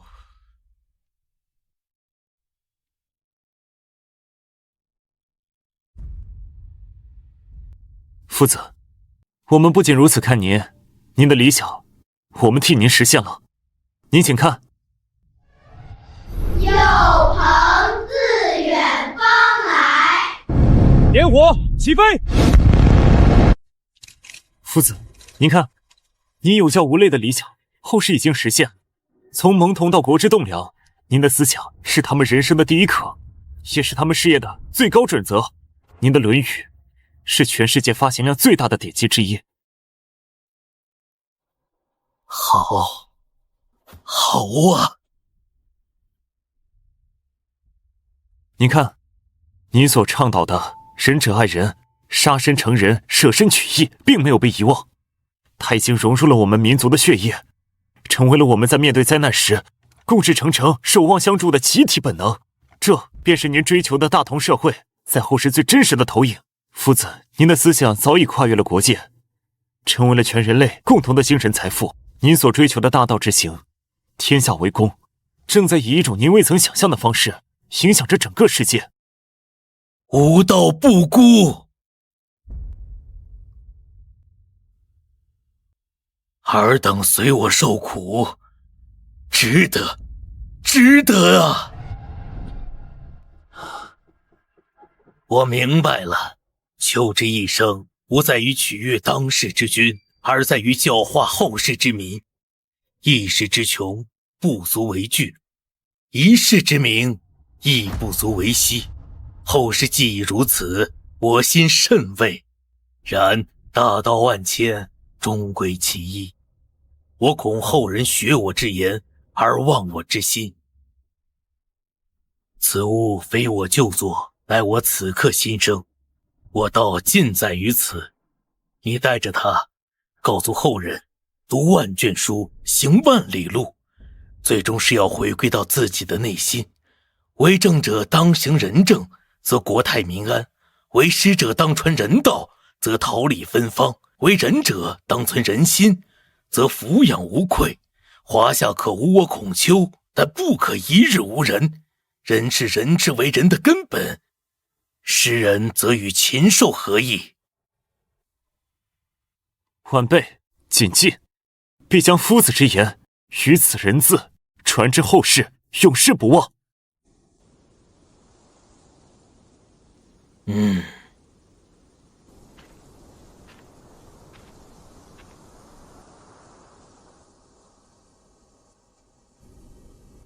取琴来！有朋自远方来，当为之歌。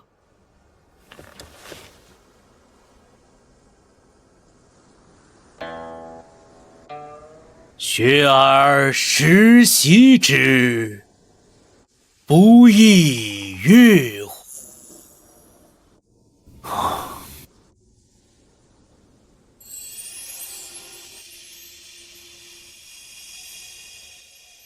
晚辈告辞。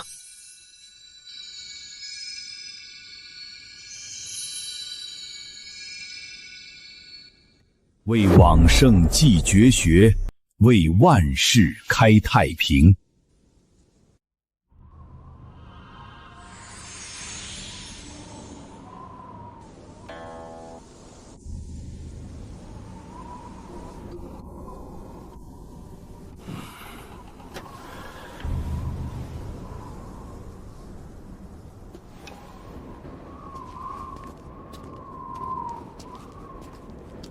老师，我们继续赶路吧。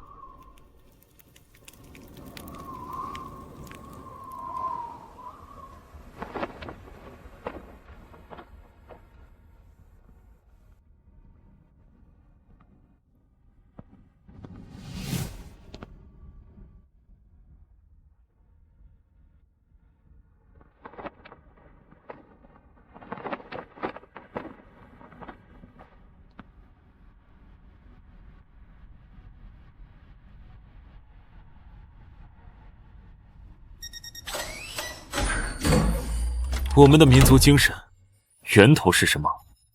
今天我们找到了答案，它就源于2500年前那位在荒野中忍饥挨饿，却依然相信道之所在，并为之弦歌不休的老师。他的思想早已化为我们民族的文化基因，流淌在每个人的血液里，体现在我们的一言一行中，代代相传，刻骨铭心。请记住他，他叫孔丘，字仲尼，他是我们的老师。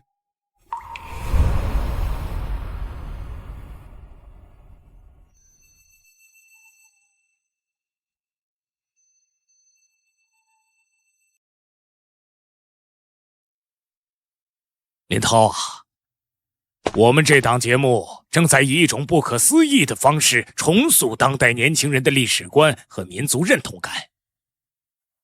台长，观众的热情是因为他们的血液里本就流淌着先贤的基因，我们只是一个引子。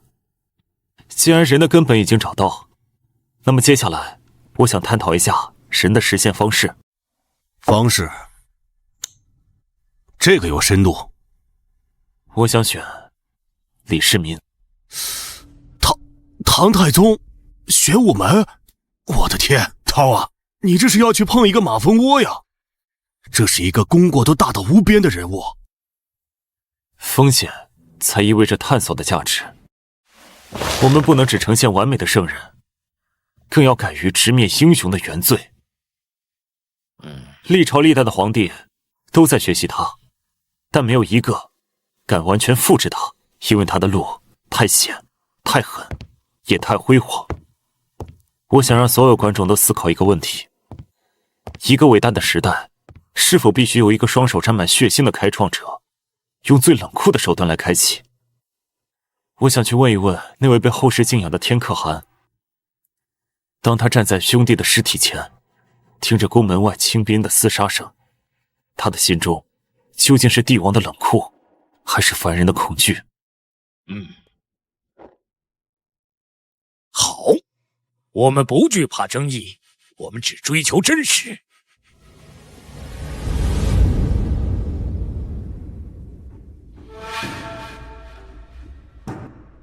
各位观众，欢迎回到对话古今。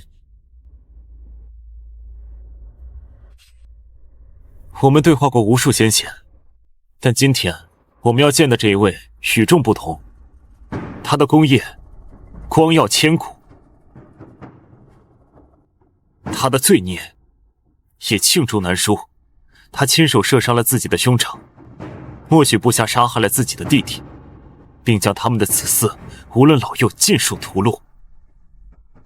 他的皇位是他这血亲的尸骨一步步走上去的，但是也正是他开创了一个被后世无数文人墨客、帝王将相乃至平民百姓都深深向往的煌煌盛世。他虚心纳谏，任人唯贤，他开疆拓土，微服四夷，被各族君主共尊为天可汗。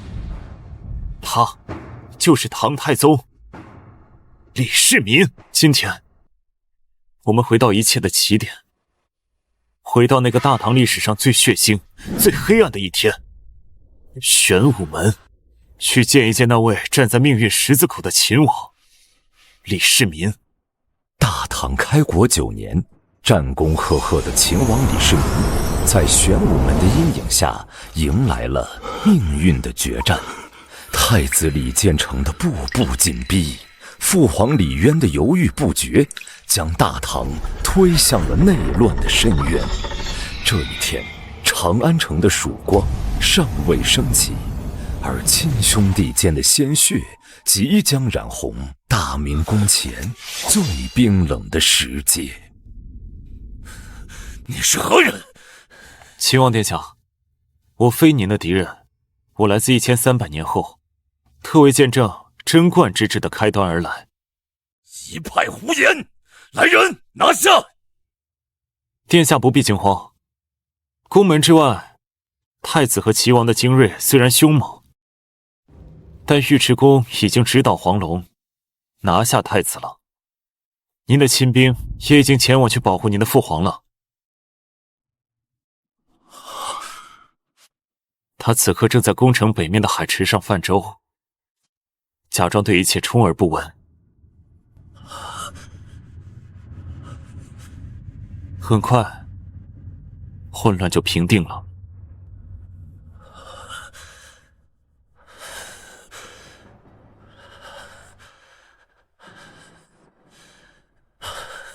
大局已定，3日后，高祖会立您为太子，再过2月，您将登基为帝。您梦想中那个可以尽情施展抱负的时代，马上就要开始了。你究竟是人是鬼？你既知后事，那你告诉朕，不，告诉我，后人是如何评价我今日之举？后世史书，无论用多么华美的词藻来盛赞您的功业，都必须为今天的这一幕留下8个字：弑兄求父，逼宫篡位。有人说，您是历史上所有篡位者的教科书。您的行为为后世无数野心勃勃的皇子、权臣提供了一套范本。有人说，您虽然开创了盛世，但这盛世的根基是建立在血亲的尸骨之上，是腐烂和罪恶的。更有人认为，在您晚年，太子与魏王完美复刻了您的争斗，最终导致太子谋反被废。他们说，这是您亲手种下的因，也亲口尝到了苦果。够了，住口！朕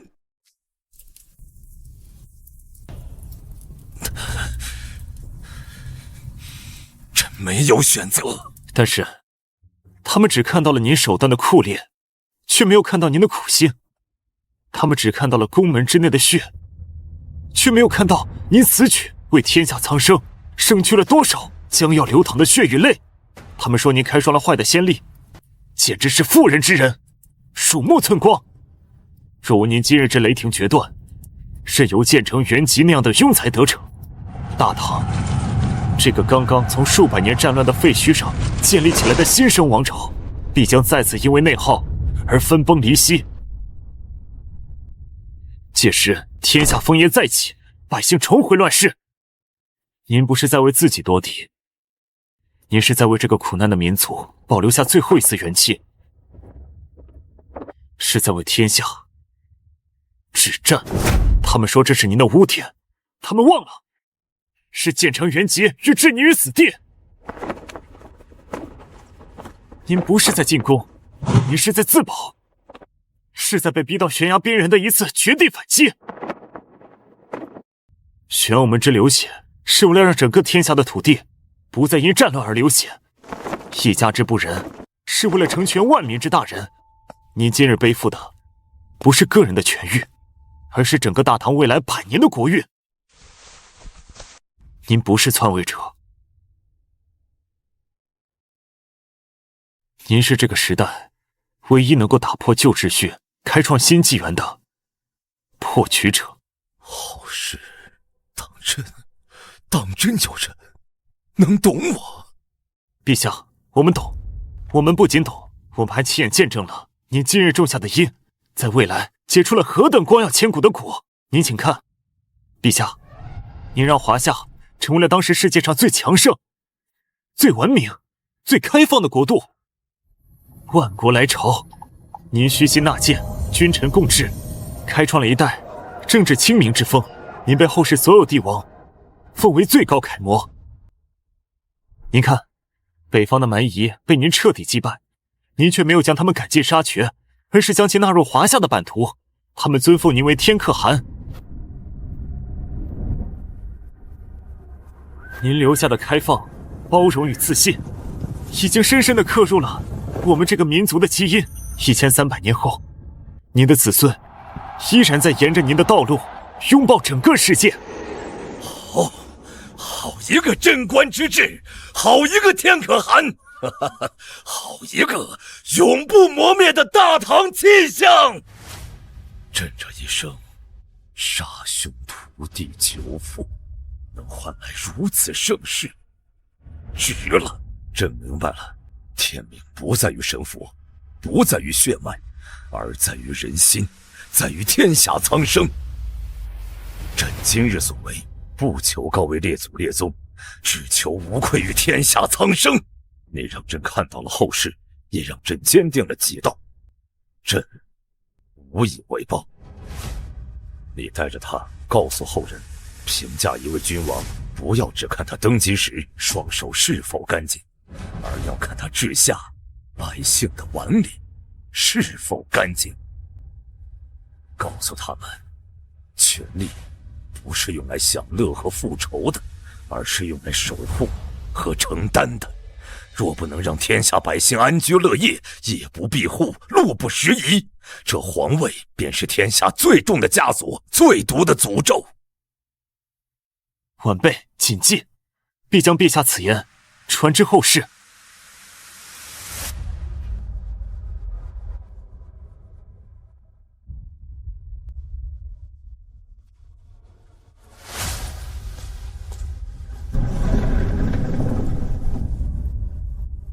恭送陛下。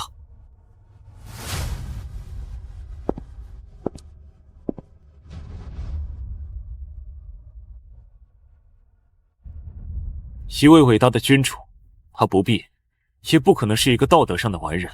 李世民的功与他的过，都如同日月一般光耀千古，也灼伤人心。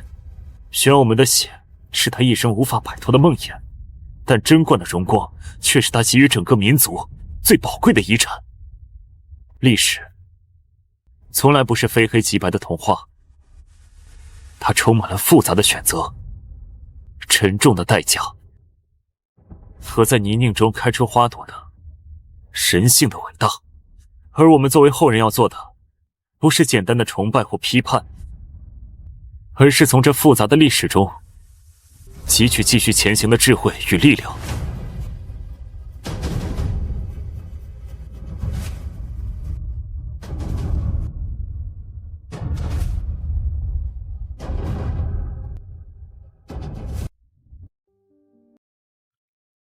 小江，你有没有觉得我们好像已经把地上的故事都讲得差不多了？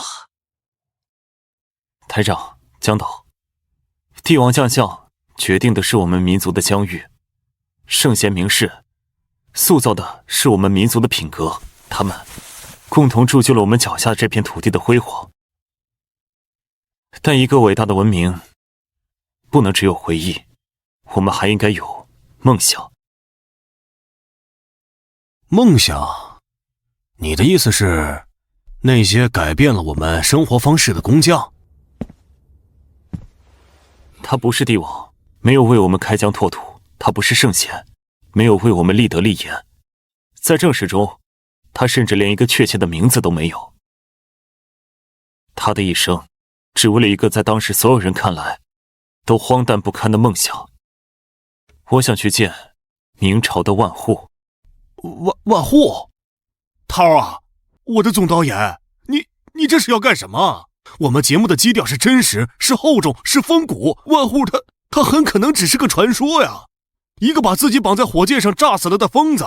我们去对话一个笑话，这会把我们辛辛苦苦建立起来的一切都给毁了的。江导，您说的都对，他可能是个传说，他的行为在当时看来也确实是荒诞不经。但您不觉得吗？在一个所有人都在低头看地，为了1亩3分地，为了功名利禄，为了家长里短而蝇营狗苟的时代，有那么一个人，他愿意抬起头看向那片漆黑冰冷却又无比璀璨的星空，并且用尽自己的一切，包括生命，去问出那个最天真也最伟大的问题：我能不能上去看看？这件事本身难道不比任何帝王将相的权谋更具风骨吗？我想去告诉他，他用生命叩问的那个问题，500年后，我们用一个又一个响彻宇宙的名字回答了。去吧。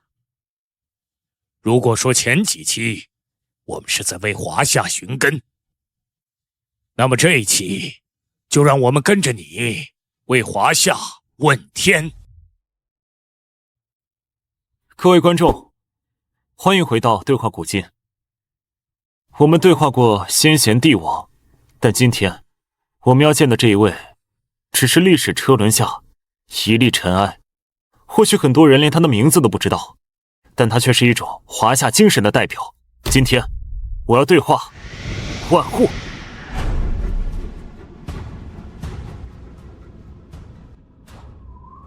明朝宪宗年间，官员陶成道史称万户。当大地的引力既然被视为不可逾越的神职，他却将目光投向了浩瀚的星河。他坐在绑满47枚自制火箭的木椅上，这是人类文明第一次对引力的抗争。老爷，使不得啊！您这是要让陶家绝后啊！快了，等我上去了，就能称一称这天到底有多重，量一量这月到底有多远。老爷，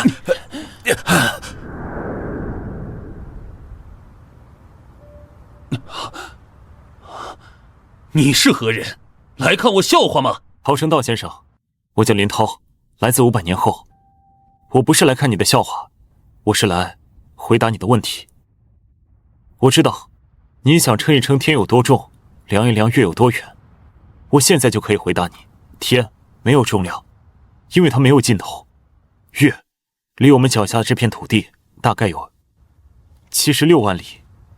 你这47支火箭就算燃烧的再充分，也无法将您送出1里之外。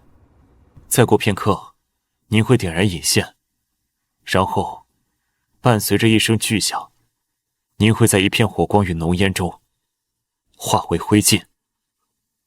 您不会成功。不可能，我计算过的，我用了最好的火药，最轻的竹子。您的故事被后人传颂，只不过他们记住的是一个笑话。在很长一段时间里，您的故事是说书人嘴里那个不自量力把自己炸上西天的万宝户，是父母口中那个因为痴心妄想而粉身碎骨的陶疯子。您的名字成了愚蠢和狂妄的代表词。您倾尽一生，变卖家产，忍受所有人的嘲笑，换来的不是尊敬，不是理解，而是一个流传了数百年的万古笑柄。笑柄？原来我陶成道倾尽一生，不过是为后人留下了一个笑柄。但是，陶先生，他们错了，所有嘲笑您、误解您、诋毁您的人都错了。他们只看到了您身体的坠落，却没有看到您精神的飞升。他们只看到了您方法的荒诞，却没有看到您梦想的伟大。他们说您是疯子，他们哪里知道，在那个所有人都在低头看地，为了1亩3分地，为了功名利禄而蝇营狗苟的时代，只有您一个人愿意倾尽所有，抬起头看向那片漆黑冰冷却又无比璀璨的星空。他们说您是笑柄，他们哪里知道，您今日这荒唐的一飞是何等伟大的提问。您用自己的血肉之躯，向这片沉默了1万年的天地，向那个深邃无垠的宇宙，提出了那个石破天惊、振聋发聩的问题：人到底能不能摆脱这片土地的束缚，飞向更高的天空？您不是疯子，您是先驱，您不是笑柄，您是图腾。您今日点燃的不是47支简陋的火箭，而是500年后一个伟大民族探索宇宙的第一束火苗。您不是失败者，您是所有仰望星空者的始祖。始祖？我不是疯子。后世当真如此懂我？我们不仅懂您，我们还用500年的时间回答了您提出的那个伟大的问题。您请看。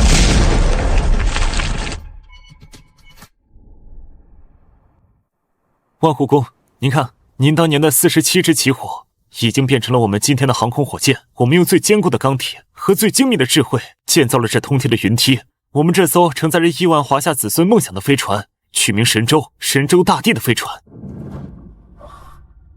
您看，我们不仅上去了，我们还在天上建造了属于我们自己的广寒宫，我们称之为天宫。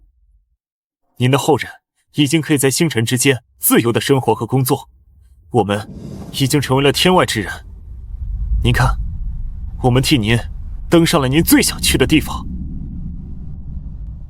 全世界所有国家、所有民族都公认，您就是人类航天事业的开山鼻祖。您不是一个国家的荣耀，您是全人类的荣耀。您的名字已经与星辰同在，永垂不朽。值了，值了！我陶成道，就算今日粉身碎骨、尸骨无存，也值了。我明白了，飞天不在于身，而在于心。我今日之飞，不是为了到达，而是为了出发。我没有什么可以留给你的，钱财早已散尽，功名我也不屑，唯有此物是我一生的痴望，也是我一生的梦想。它充满了错误、幼稚、不堪，但是你带着它告诉后人，告诉那些和曾经的我一样喜欢仰望星空的孩子们，告诉他们不要害怕失败，不要害怕嘲笑，每一次的坠落都是为了下一次飞得更高。告诉他们，我们华夏民族的征途永远是星辰大海。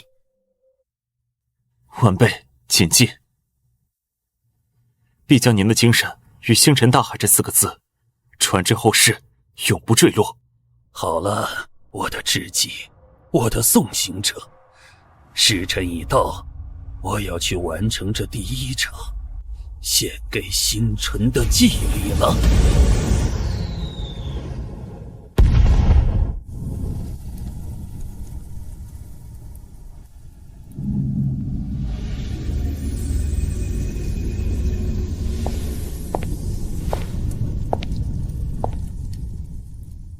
致敬每一个在平凡岗位上依旧愿意在夜里抬起头看一看星星的人。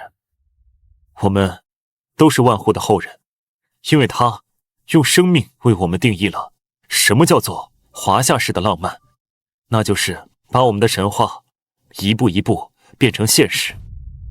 因为总要有人去仰望星空。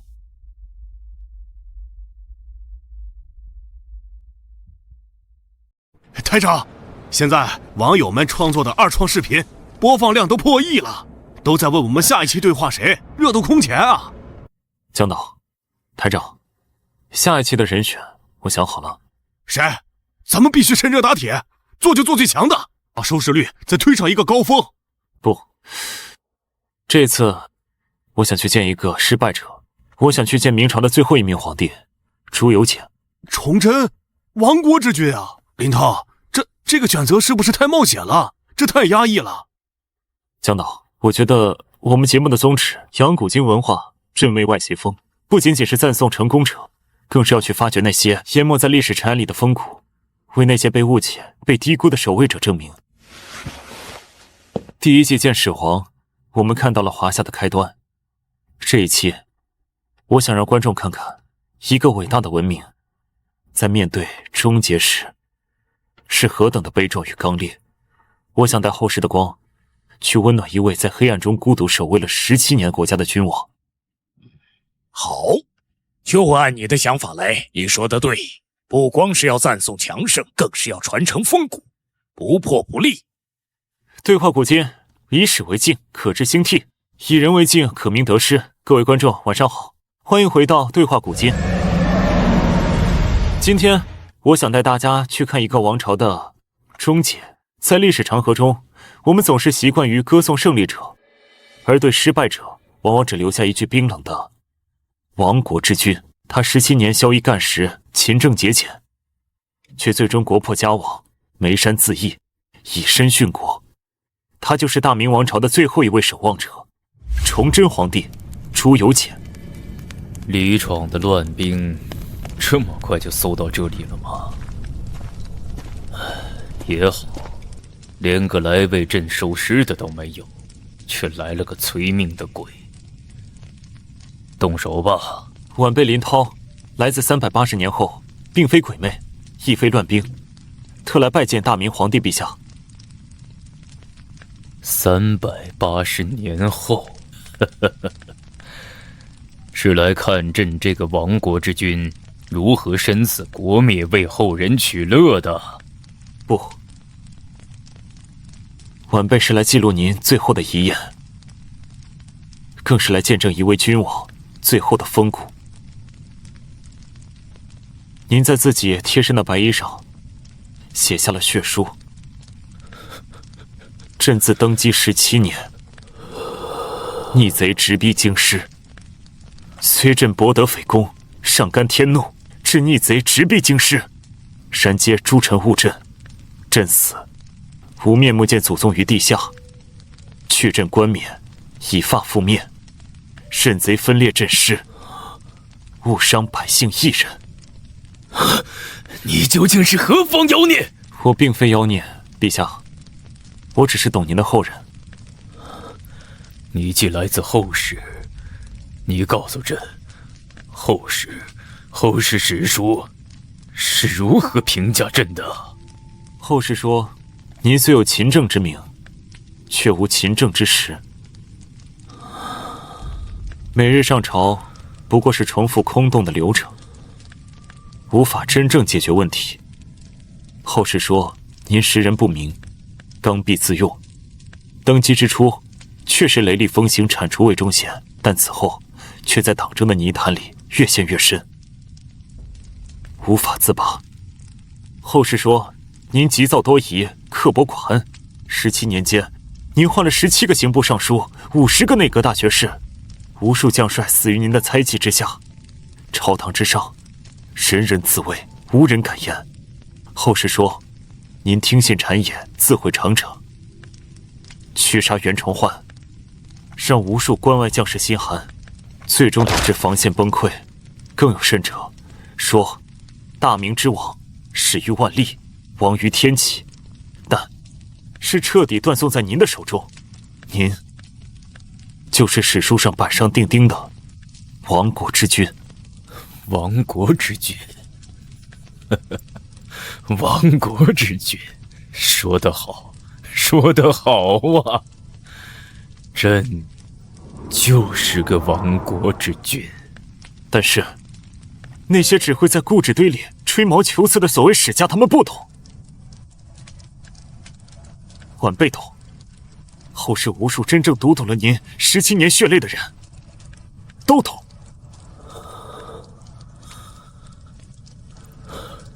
懂朕。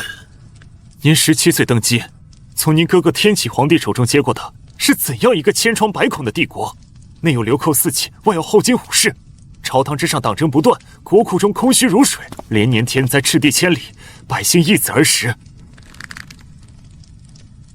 这17年来，您宵衣干食，住在旧宫，穿着几道褪色的龙袍，您的膳食甚至不如寻常富户。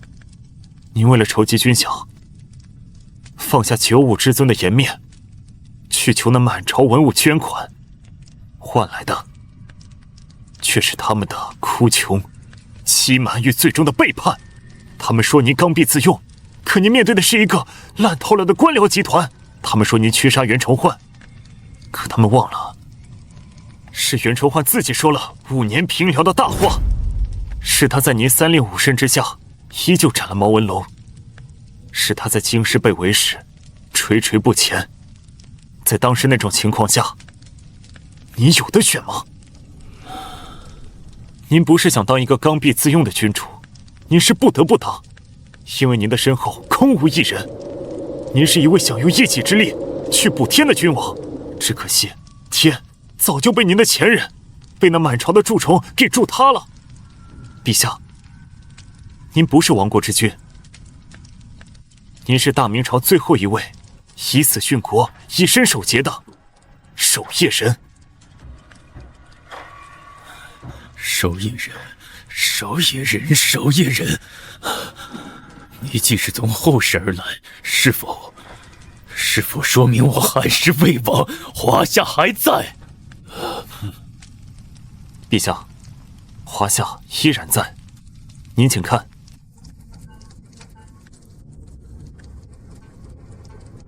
陛下，您看，后世足以应对任何天灾。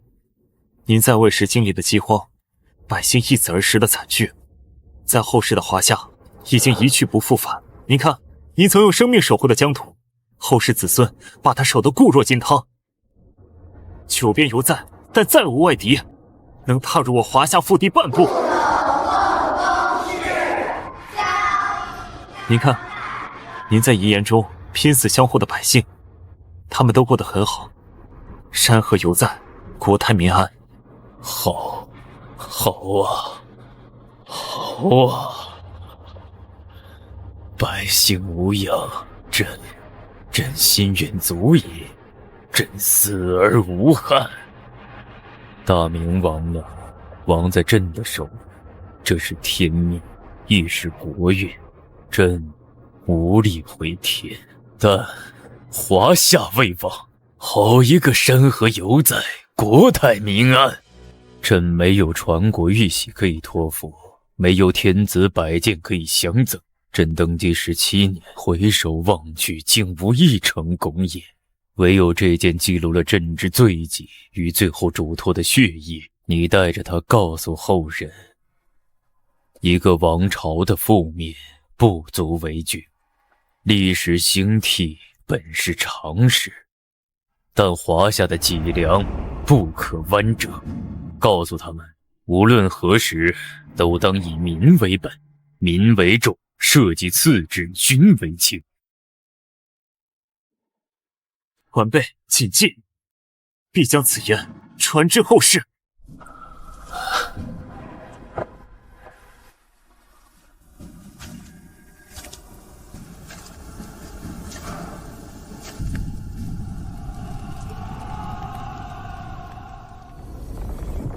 恭送陛下。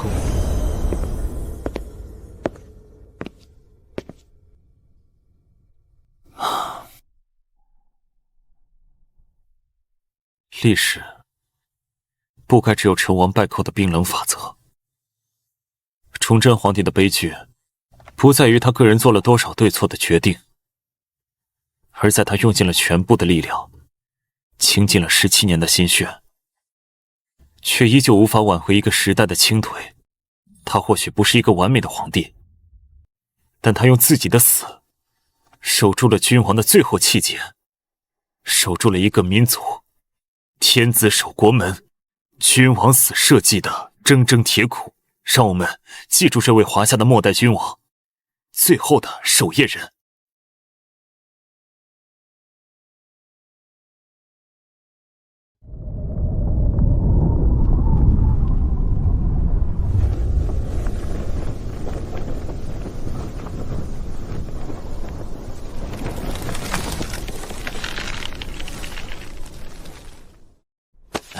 林涛，我们的服务器昨晚瘫痪了3次，技术部主任的电话差点被我打爆，你让我太意外了。荣台，这确实是空前的成功，但这也意味着风险。观众的胃口被吊起来了，我建议我们应该求稳。这次我想对话一位不一样的人。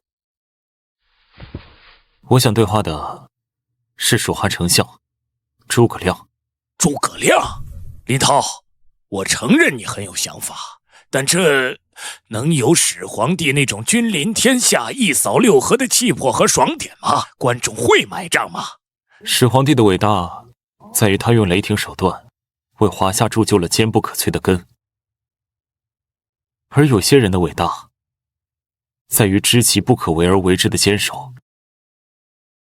各位领导，如果说对话始皇帝是让我们看到华夏的根有多硬，那么对话诸葛武侯就是让我们触摸华夏的魂有多韧。始皇帝的成功是顺应了大势，是天下归一的历史必然，而诸葛亮的失败则是逆流而上，是为了一个承诺，一份知遇之恩，燃尽自己的悲壮史诗。他们用血肉之躯为华夏淬炼了百折不挠的魂。我想告诉后人，有一种风骨比成功本身更动人。请相信我，这一期或许不会让观众热血沸腾，但一定会让他们热泪盈眶。它会比始皇帝那期更具穿透人心的力量。好，就信你这股劲儿，就赌你这份不一样，台里给你全方位支持。各位观众，晚上好，欢迎再次来到对话古今。今天我将带大家去见一位鞠躬尽瘁、死而后已的践行者。他是一个智者的化身，被后世无数人奉为神明，但他更是一个孤独的逆行者，用一生去兑现一句承诺。他的名字叫诸葛亮。公元234年，关中荒原的夜空繁星点点，中军帐内7星灯的火苗在明暗间喘息，一如那风雨飘摇的蜀汉国运。54岁的诸葛亮再次提笔，确决笔端重于千钧，从三顾茅庐的知遇之恩到托孤白帝的沉重嘱托，他将一生都活成了一张拉满的弓。现在弦即断，箭已尽，他却依然试图在寂静的黑夜里为那个日薄西山的大汉皇朝燃尽最后一点光明。七星灯！一上来就这么高能吗？你快看，主灯都快灭了！天哪，这氛围光看着就想哭。姜维吗？场外风大。我不是说过军务已毕，不必进来了。足下是何人？为何到此帐中？晚辈林涛，来自1800年后，特来拜见武乡侯。1800年后，是两大仙将至心神恍惚出现的幻觉吗？罢，不管是真是幻，若你真来自后世，两只有疑问：我死之后，司马懿可曾中我一计？我军可曾安然返回汉中？丞相，您的锦囊妙计确使司马懿在渭水之畔不敢追击，惊呼死诸葛走声重大，大军主力在姜维将军的带领下安然撤回了汉中。如此便好，两便可告慰，随我出征的袍龙。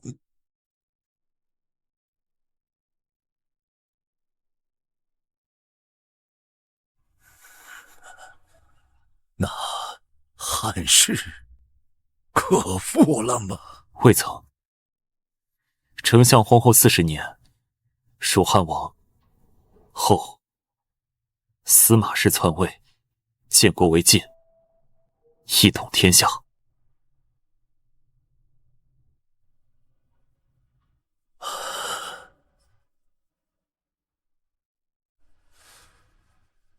40年，终究是回天乏术。先帝良有负托孤之重。丞相，后世对您亦有诸多评说，众说纷纭。单说无妨。两一生行事，俯仰无愧于天地，忠义无愧于先帝。是非功过，自有后人评断。后世有人说，您穷兵黩武6出祁山，耗尽了蜀汉本就薄弱的国力。说您长于治理，拙于用兵，谨小慎微，不懂奇谋。更有人说，若非您的固执，让蜀汉休养生息，或可偏安一隅，国祚更长，是您的北伐，加速了蜀汉的灭亡。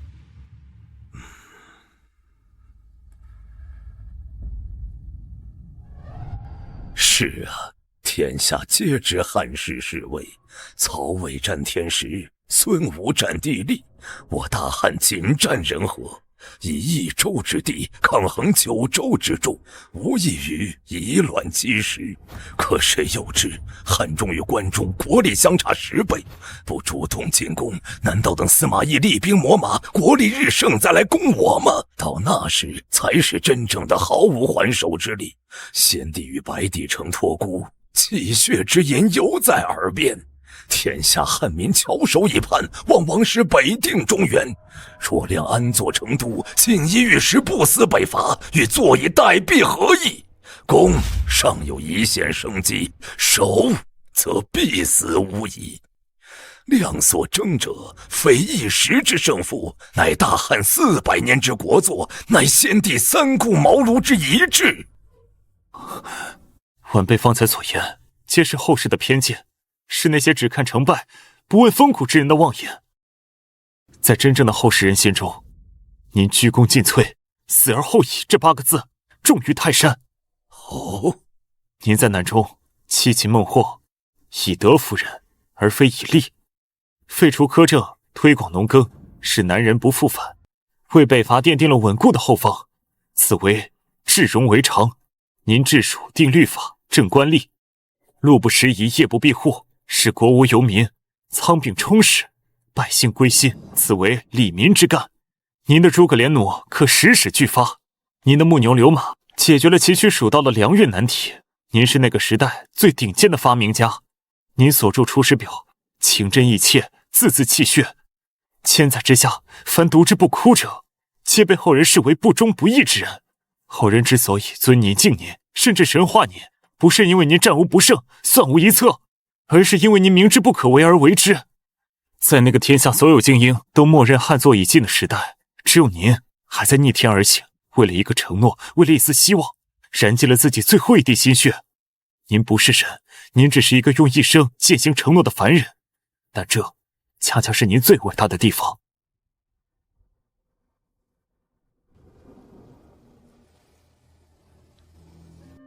1000年之后，竟仍有人懂量之心。人生得意之际足矣，量得1000年后之知己，足为平生。来，坐。你既来自后世，亮还想知道，在亮之后，我华夏可还有如亮一般以臣子之身国谋国事、力挽狂澜之人？丞相这是要与晚辈论一论后世的能臣栋梁。正是，亮想知道这股忠贞之魂可曾断绝？丞相之后400年，有大唐宰相姚崇为开元盛世打下坚实基础，但他为人刚正，不结党营私，因此也得罪了不少权贵，傍满天下，堪称开城良相。又有明朝首辅张居正为大明续命进一甲子，但他手段酷烈，独断专行，死后甚至被抄家清算，可称旧时之相。还有一位清末名臣左宗棠，他年过60，已是风烛残年，却抬棺出征，力排海防众议，收复了被外夷侵占的100万里疆土。新疆，他曾言：“犯我土地，尺寸不可让人。”好一个尺寸不可让人！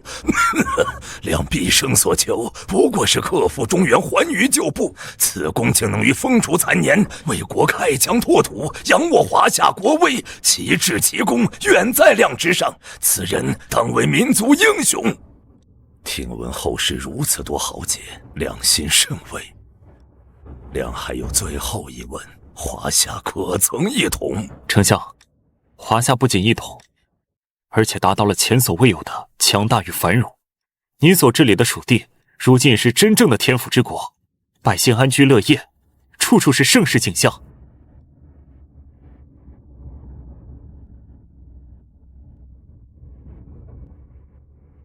您当年北伐数万大军被阻隔的险峻栈道，如今已被无数高铁高速公路贯通，天堑已变通途。您未尽的克服中原之志早已实现，今日之华夏疆域辽阔，国泰民安，四海升平。好啊，如此亮死而无憾，先帝亮可以瞑目了。丞相，还不止于此，您的精神已经融入了我们民族的血脉，鞠躬尽瘁，死而后已，不再只是您一人的写照，而是我华夏无数民族脊梁的座右铭，从古至今皆是如此。林涛，谢谢你，让亮在弥留之际得见1000年盛世，得知后继有人。亮尚有数言欲禀明陛下，可否为亮言目？晚辈遵命。亮一生谨慎，从未托付过身外之物。此羽扇乃先师水镜先生司马徽所赠，伴我出山，伴我一生。今日便赠予你这位1000年之后的知己吧。持此扇如见亮，望你能让后世子孙记住我华夏，不仅有开疆拓土的王霸之业，亦有百折不挠的忠贞之魂。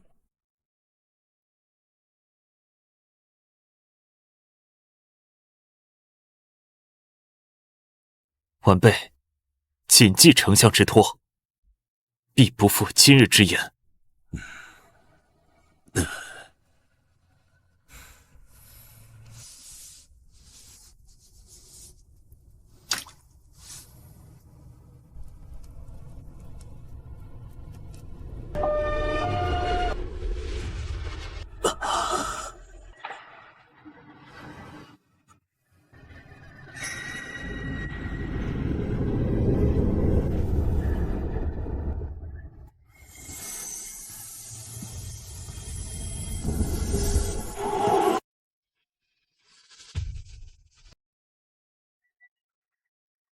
有的人功在开疆拓土，我们称之为英雄；有的人功在塑造风骨，我们尊之为圣贤。